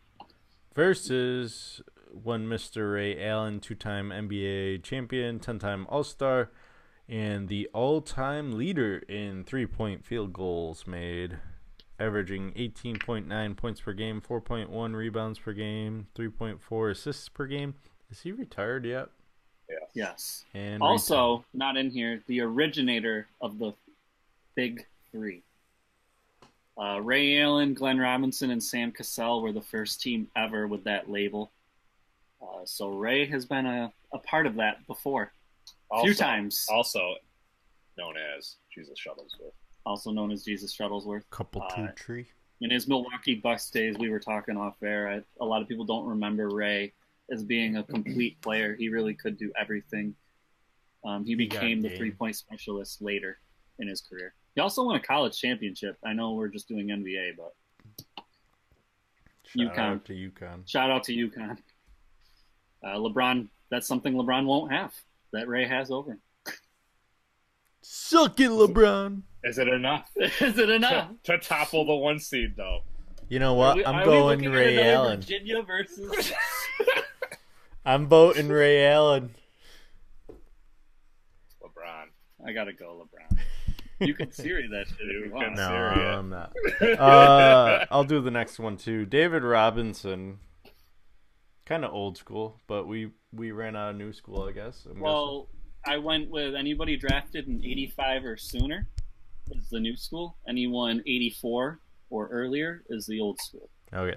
David Robinson was drafted in 1987. David Robinson is a 2-time NBA champion, 1-time MVP, 10-time All-Star, 4-time NBA first team, 4-time defensive team, for 1 defensive player award, 1 NBA scoring title, 21.1 points per game, 10.6 rebounds per game, 2.5 assists per game. Not to mention, I believe he served 2 years in the Navy before doing all this. Yes, he did. He also scored 71 points in a playoff game. The Admiral. Shout out to the Navy. In the Navy. Shout out to the most physically fit player I think I've ever seen play in the NBA. Meanwhile, we have Kevin Garnett, 1 NBA championship, You've not seen LeBron James. 1 He MVP, did not look like the Admiral. 15-time NBA All-Star, 4-time NBA All-First Team, Oh, yeah. Kevin. 9-time All-NBA Defensive First Team, 4-time NBA Rebounding Leader, 17.8 points per game, 10 rebounds per game, I should say, 3.7 assists per game, and that's all. I'm going David Robinson, although he did need a one Mr. Tim Duncan, who I see is not on this list. Yes, he is. Is he? He is There definitely he is. on the list. I got him. Yeah, David Robinson needed another interesting fact. 1995. Steve's full of facts. Yeah, 1995, the Spurs make it to the Western Conference Finals and lose. 1996, David Robinson tears his ACL and misses the whole season. Spurs finish in last. 1997, they draft Sir Tim Duncan with the first pick of the draft. And David Robinson is fully healthy and back. And what happens in 99 and 2001 when they're together? They win the championships together. A lot of people were upset with how that system worked. They thought it was unfair at that point that the Spurs were able to get Tim Duncan because they were already a stacked team. It was just... That kind of alludes to how important David Robinson was, though, even before Tim Duncan. With him, they were a Final Four team. Without him, they became the worst team in the league. We've seen Cleveland similarly do that when losing LeBron. That's why it's so hard to go against my favorite player that ever lived. But if I'm being fair and honest, I think David Robinson was better. Oh, breaking news, sad news. 49ers great Dwight Clark dies at the age of 61, known for the catch. Yep. So that's something. I'm going Garnett. Putting you on the spot, Kevin. Make your pick. Why? Why not? You're just doing it? Yeah. Make my pick. I already did. I said David Robinson. Okay. So my pick didn't matter. I know, but I just wondered why you thought that. Or were you just fucking around? No, I mean, 9-time All-NBA defensive first. I think he was a defensive. I mean, he just elevated any team, their defense. I mean, I just remember his years, especially with the Celtics. Like, their defense was ridiculous because of him. Facts. I just didn't want to seem biased. But...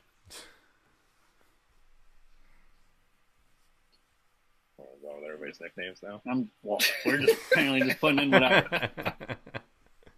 It's gonna be an interesting one here. Yeah, the Golden State boys. Kevin Durant won championship, 1 MVP, 9-time All-Star, 6-time All-NBA first team, 4-time scoring champ. That bodes well for him. 27 points per game, 7.1 rebounds. Doesn't really like to pass the ball. 3.9 assists. Steph Curry, 2-time champ, 2-time MVP, 5-time All-Star, 2-time All-NBA first team, 1-time scoring champ, 1-time steals leader, 23 points per game, 4.4 rebounds, and 6 assists per game. Who y'all got? I haven't been a tiebreaker yet, so. You want to go first? Or let me go first, Kev. I'm going Steph Curry. All right, there's your chance. I go get Durant. Much as I love Curry. Why do you think Curry, Kevin?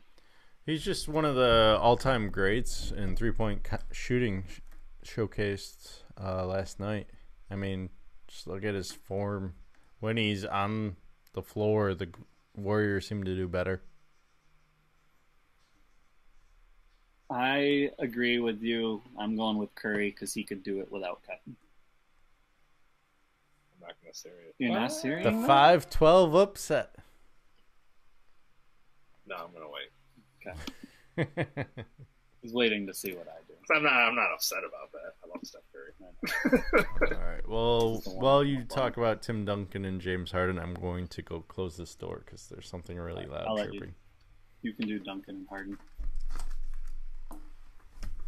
Tim Duncan, 5-time NBA champion.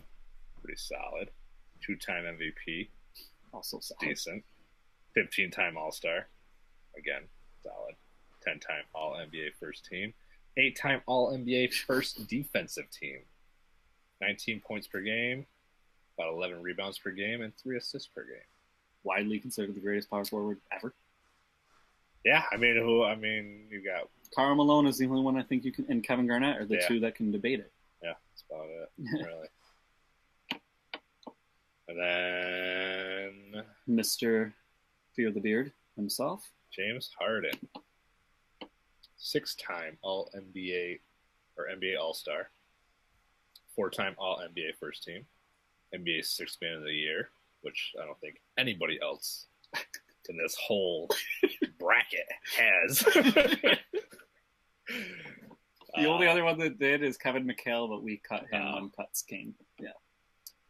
1 NBA scoring title, 1 NBA assist leader, 23 points per game, 5.1 rebounds per game, and about 6 assists per game. And one thing we probably would be able to add, I think after this season, he will have an MVP award.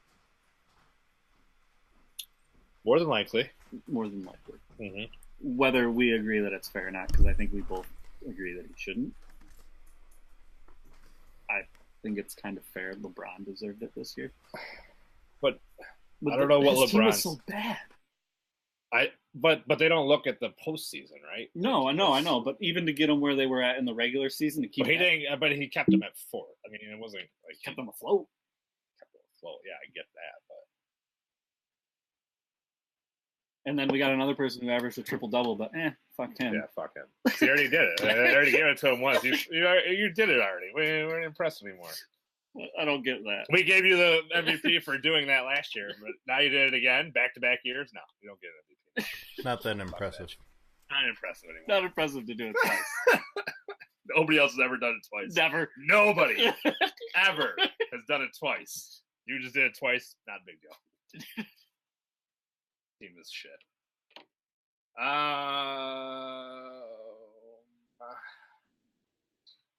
It's hard to go against Timmy. I love James Harden, but I was trying to support James Harden. He's one of my favorite current players, but I knew he was going to get a tough draw. Yeah, I'm going Tim Duncan.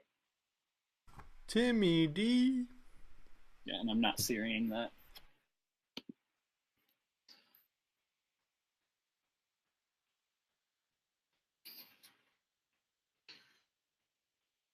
Dwayne Wade and Allen Iverson. Interesting. Dwayne Wade and Allen Iverson. Allen Iverson, 1 MVP, 11-time All-Star, 3-time All-NBA first team, 4-time scoring champ. At a mere 6 feet tall, some say not even, he still averaged 26.7 points per game, 3.7 rebounds per game, 6.2 assists per game, and he took what I think is the worst team ever to make it to the finals at 6 feet tall. Dwayne Wade, 3-time NBA champ, 12-time NBA All-Star, 2-time All-NBA first team, 1 scoring title, 22.5 points per game, 4.7 rebounds per game, 5.5 assists per game. He was able to help a dwindling Shaq get his last ring. Wade was the MVP of that finals against the Mavs. Wade was great. He was only 6'3". This is kind of the battle of the little guys on our list. You could argue Iverson did a lot more with less, but on the flip side, it's hard to win a championship even if you have good people around you. I personally take Dwayne Wade. Going AI. I think NBA scoring champ 4 times. I mean, like you said, he did a lot more with a lot less. Not to mention, Allen Iverson had his crossover banned Allen from Iverson, the I NBA. feel like, kind of changed the game. He brought hip-hop to the NBA. That's all. He meshed that. And now you got Drake, who's like an ambassador for a team. I think those doors were open because of Allen Iverson. You have Jay-Z, who owned. He sold it. The Brooklyn Nets. I feel like those doors, that bridge was all gapped because of Allen Iverson. Did Dwayne Wade change the game in any way? No. But that year that Miami first won, Dwayne Wade was better than LeBron. So he was the star of that team. Dwayne did win it hard pressed without to find LeBron. any other team since where a player was better than LeBron on it. I think people forget how great he really was at his peak. And he was only 6'3". But you guys both went AI, right? But would he have won that without LeBron there? He did before, though. With Shaq. An age Shaq, though. With Shaq. Let's not act like he was a But with Shaq. I mean, he was a superstar. But with Shaq. Even an age Shaq was Shaq. The Shaq on the Suns and the Celtics Yeah. and the Cavs? Yeah. No one was winning with that Shaq. Almost did. I just think Allen Iverson. I'm not wasting a series this early, so if you guys are going AI, I'm cool. That's fine. What are you doing, Kevin? I think, in my best Shaquille O'Neal voice, I'm going Allen Iverson. I'm Shaq on that. Oh, he wants the Shaq one. Do you want to skip to Karl Malone Westbrook? No, Kevin? I'm just saying I'm Okay. Shaq. I got Shaq. Okay. So he's taking Shaq on this next one. I'll read the stats anyways. We have Shaquille O'Neal, 4-time NBA champ. We just mentioned he had 1 with Dwayne Wade, 3 with Kobe.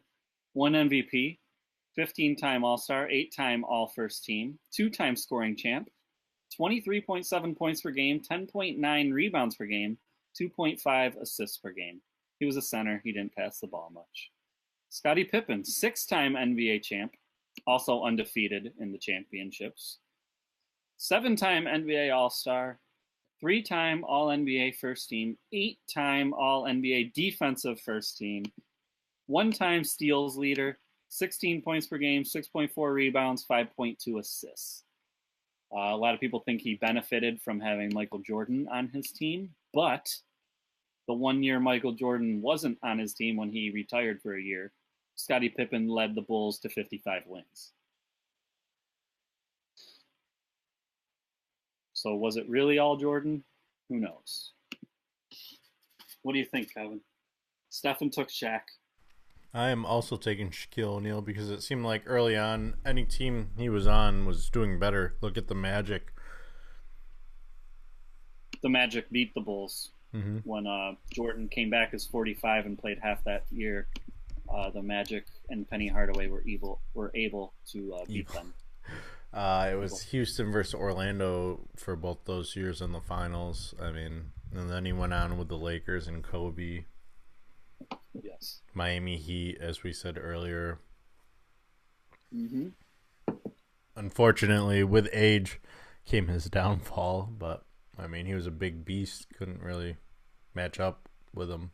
Yeah, he was the most dominant player, people would argue, since Wilt Chamberlain.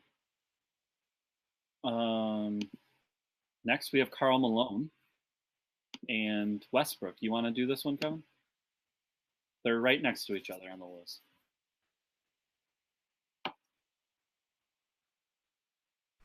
All right. So we have Karl Malone, a 7 seed, versus Russell Westbrook, a 10 seed.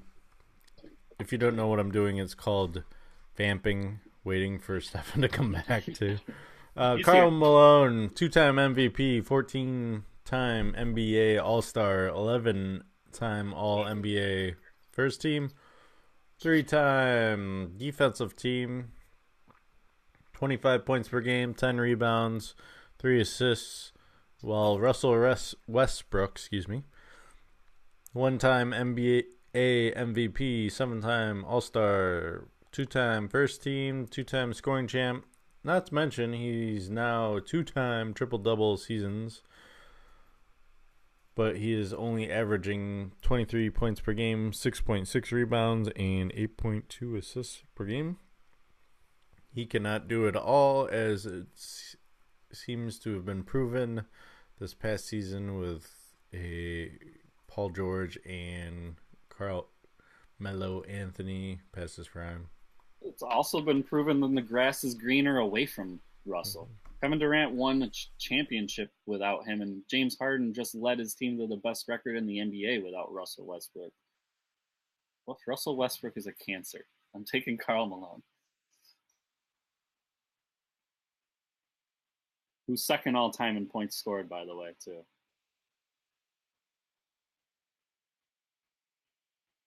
The mailman.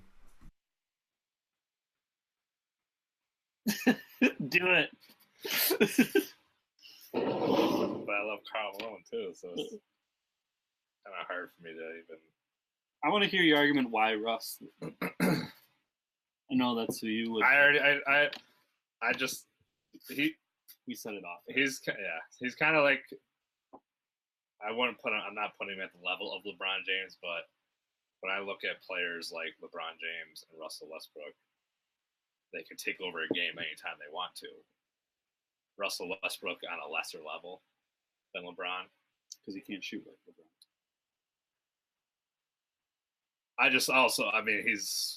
He's smaller. Right. That's the big thing against him, is he is smaller.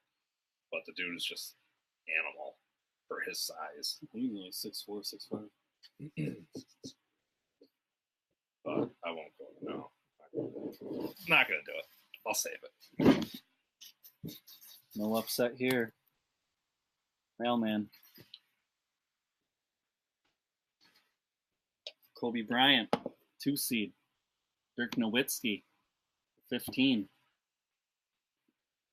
Sir Kobe Bryant, 5-time NBA champ, 1 MVP. Sir Kobe Bryant. When did he get knighted? 18-time There's All-Star. a few people that are knighted. He keeps calling everybody sir. 11-time All-NBA First Team, 9-time All-NBA First Defensive Team, 2-time scoring champ, 25 points per game, 5.2 rebounds per game, 4.7 assists per game.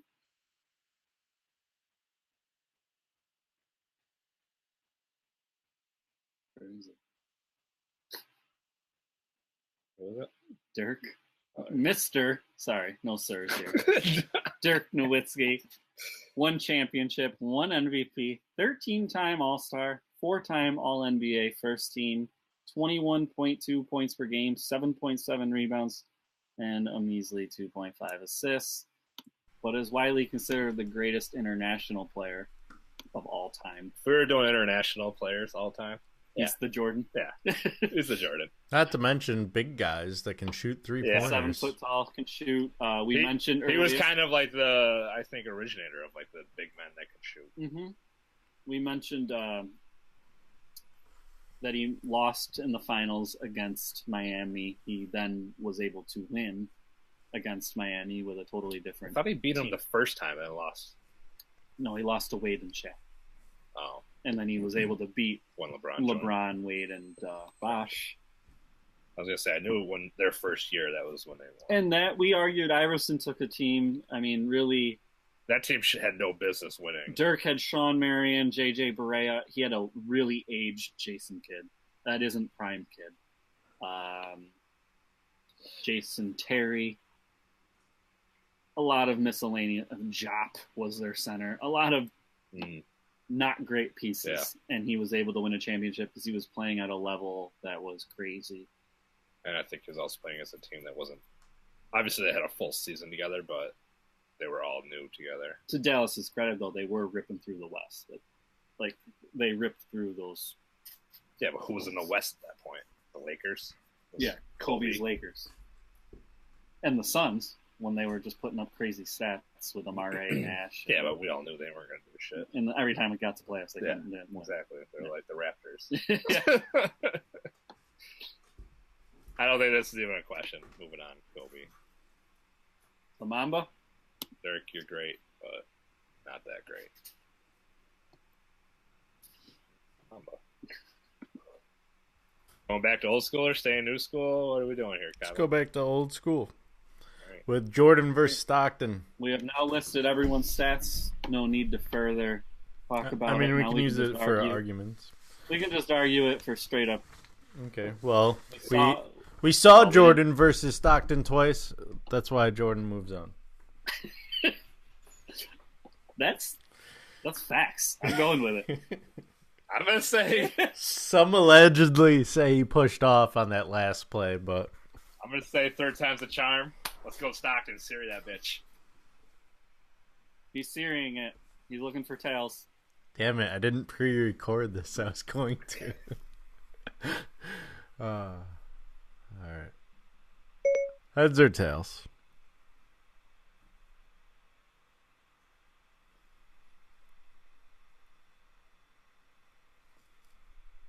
The anticipation has me...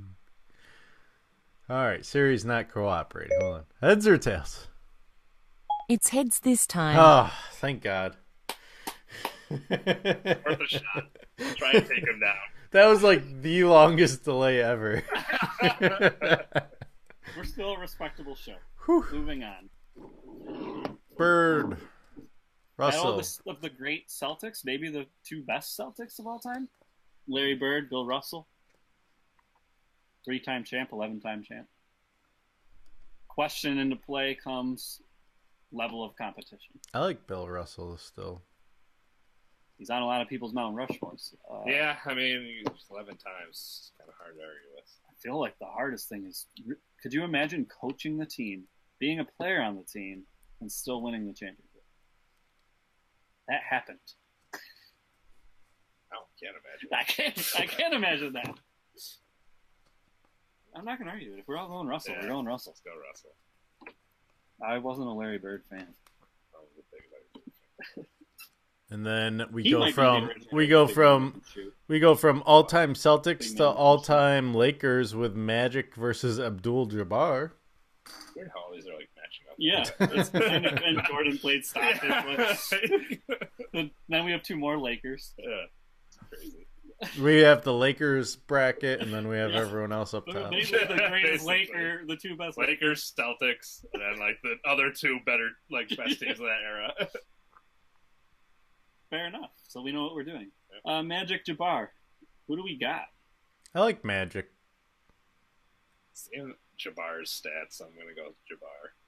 I'm gonna go with Jabbar as well. All right, move him on. Did you already see it, Kevin? Yeah, Dr. J. So all I have is a series. I don't even have to use it. Probably not. Now that I've already. Yeah. Well, I can't see. He's not gonna. Yeah. So the logo versus Wilt. Wilt is like the stat god. We all know that, but he dominated an era that only really had Bill Russell for him to compete in. Yeah, but he scored 100 points. No one else has When he been was able on to do Philadelphia, yes. Jerry West, though, he went to the championship all those times against the Celtics and lost. 100 points without the 3-point line. I know. I'm just giving arguments for both sides. I'm not trying to make it a foregone conclusion. Right, Kevin?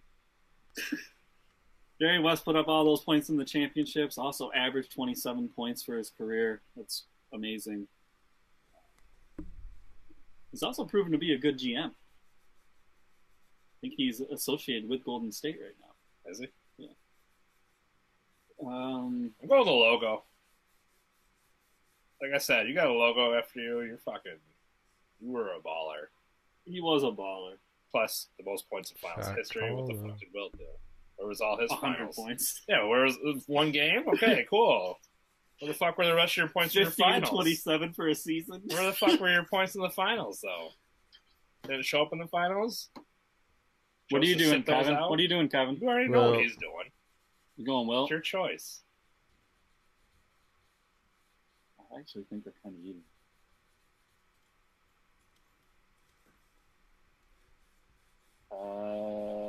Logo. Let's go. Because of Chamberlain's lack of competition. Gonna have 1, 2, 3, 4. It gets boring. Poor excuse. Do we have one? No, we would have had. Yeah, 1, 4, 3, and a 10. All right, on to new school. We have LeBron versus the Admiral. Just jumping all over the place. What structure? It is structure. LeBron's 3 and 5 in the finals. Pretty bad. Admiral's 2 and 0. So he made it twice. Whoa! He won both times. Whoa! One of them was a strike-ridden season, mind you, or shortened. Glad you were so great you could make it twice in your entire career. I'm glad you played the worst the East has ever been and you got through 8 times. Big deal. It's the worst the East. How come nobody else could do it? Because no one else is good in the East. Why doesn't anybody else go to the East? Because no one wants to go against LeBron. Carmelo was in the East. The Knicks. We're going to go there. Just saying. I like David Robinson. So I'd still like LeBron and just like hassling him for a little while. It's LeBron. And we're going to Surrey. Wow. It's going to be tails. It can't be heads 3 times. Heads or tails?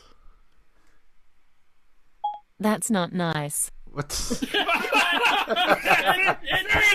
No, move him on! Move his ass on! She knows! That shit ain't nice! Move him on! Heads or tails? Okay, I found this on the web for Wow, what the? Heads or tails? tails. There it is. No, I don't think this even counts. That doesn't even count. You fucked up so many times.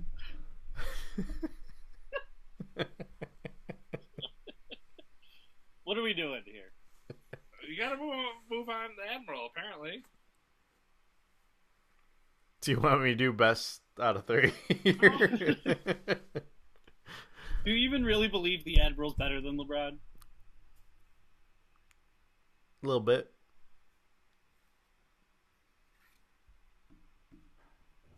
I'm not a LeBron fan. No, but that doesn't mean that you actually believe David Robinson's better.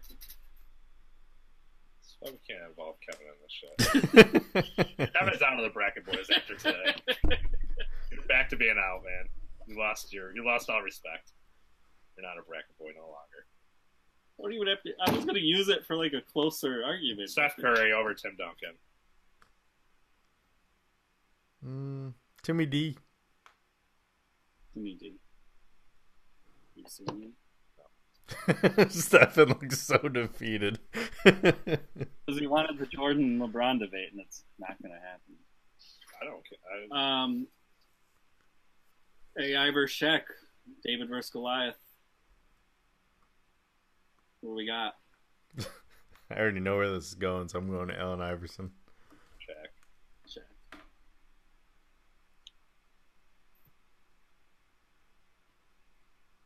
Mailman versus Kobe. They were once teammates, defeated by the Detroit Pistons when they were together. I actually don't think this is that close. I got Kobe.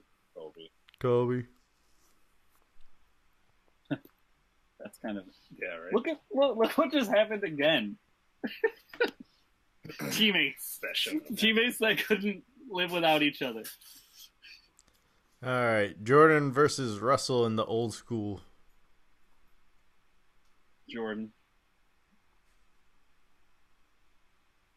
Go ahead, say it. It doesn't matter. Move Jordan on. Ceiling is the roof.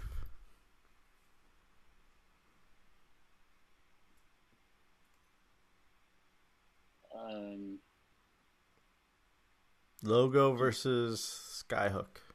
Yep. Who do you got? Jabbar. I like Jabbar. I like Jabbar. I don't even have to see this. It's fine. Stefan's just so defeated. He knows how I feel after the movie. This glorious. Okay, we got teammates. David Robinson and Timmy D. Who needed the other one more? Timmy D. Timmy D. Ooh. Shaq and Kobe. That was always a good debate. Shaq got there more. But Kobe won more. Who needed who? I think Kobe's the closest thing we've seen to Michael Jordan. So I'm going Kobe Bryant.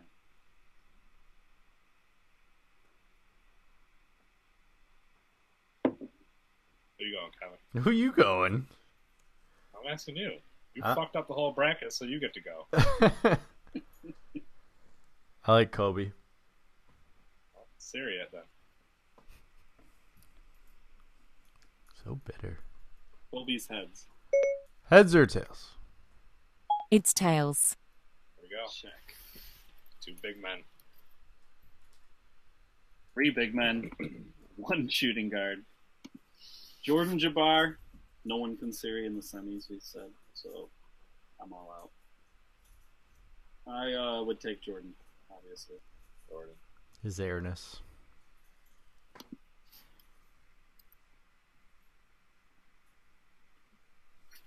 Timmy D. Shaq. One's a 5-time champ. One's a 4-time champ. One's the greatest power forward. One's considered the most dominant force ever. Shaquille O'Neal. I like Timmy. Shaq it is. I can't do anything either.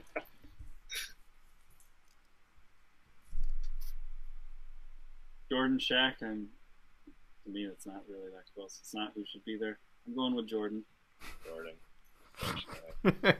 That's what it is. There it is. There it is. We might know. It's not like I had any chance of like pulling. The only way was getting Jordan out of there earlier. Yeah, that was my only. And he shot his shot and got it.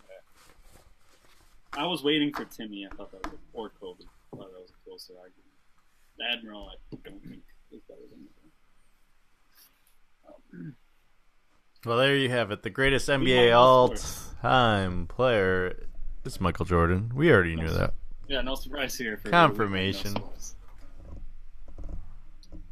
confirmation. If y'all want to follow me on my original podcast, I do actually know sports. That's the name of my podcast. Just me, by myself, talking about the greatest players of all time, GOATs. LeBron James would be in the finals against a one Michael Jordan, probably. Or yeah, it is closer. It's close on that side. Actually, I think there's 3 on this side, but I think there's 3 on this side. I think Jordan, Jabbar, and Russell. Yeah. And then Timmy D, Kobe, and LeBron are all arguable. I thought Kobe, you would have had a better shot if you made it, Stefan. No, Kobe didn't have a chance. Kobe's, if you look at, have you seen that YouTube video that shows their footwork and their moves and everything? And they like line it up. They're all identical to Jordan. He definitely copied and stole like all Jordan's moves. Why wouldn't you? I know. It worked. I know. But that's why when people are like, "Oh, LeBron's just like Jordan," really, he's not. He's just his own thing. I haven't seen anything like LeBron before. No one has. That's why he's GOAT. If LeBron won this, I was gonna buy. They got gear out that shows 23 and 23 with the greater than sign towards LeBron's 23 on the cab. There was no. It wouldn't matter. Even if I got LeBron to the championship, you guys weren't gonna. Oh, we were gonna go Jordan. Yeah, you would have had to add a series all the way through. Right. Yeah. Nothing I could have done. Yeah, you had to take him out. That's why I was, yeah. I agree.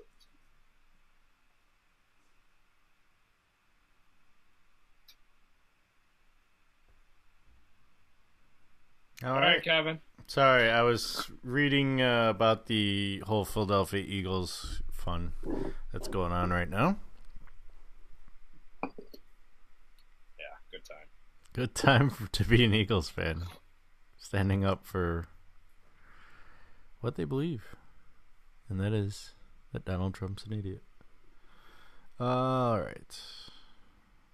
You want to talk about fake news? Jesus. Anyway, on to happier things. Why are we not transitioning? There we go. Thank you, computer. All right. So 2 hours, 11 minutes of nonsense in this episode, which means next week's episode, which is even more full, should be interesting. We don't have a bracket coming up until after the championship. We're doing the greatest NBA teams of all time. Greatest NBA championship teams, right? Right. Correct. We will be making World Cup picks. We should know the winner of the Stanley Cup Finals. We'll have a better chance. So I'd like to pick all my Utah Jazz teams. I can't pick them. You can pick your Celtic teams. I can't pick those. You have a lot of options. U.S. Open. Tiger Woods. Can he do it? Or won't he? Yes. By next podcast, we'll have a French Open champ. A lot of champs. Champs. True champ, Jordan. True champ, Jordan. It's going to be hell up in the doll. I don't think the one seeds will be upset. The doll Next week, it's going to be the Corey Kevin show. We'll have a special guest here in Seattle. Cool. Whoa. Ooh, shots fired. Special guest.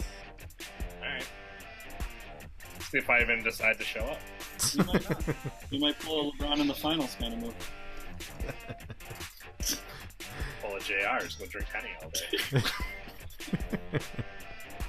Fuck this shit, I'm out. As always. The packet, I'm out. How you know how I felt with the movies? No, I don't. What movie did you want so bad? It was the Avengers. Oh. Stefan had to be a dick and Siri that shit. What did the Avengers lose to? Inception? We'll talk more off air because I don't remember. Alright, as always, it's always cool. Stefan will be here somewhere. Don't know exactly where I'm going to place this, Stefan. Right on top of you. Ooh. Yeah. Yeah. Shay, watch out. Gotta break in that brand new bed, I guess. Stealing that man. He is wearing pink. Yeah. Pride Month. Come on, man. Gay Pride Month. Stop me from who I am. Alright. I'm done. I hope you saved that soundbite. It'll make its way. That could be used anyway, though. Accept me for who I am. Just literally accept me for who I am. Why do I want to accept you for who you are, though? So I'm not going to change. Ever. Right, it's all he can be.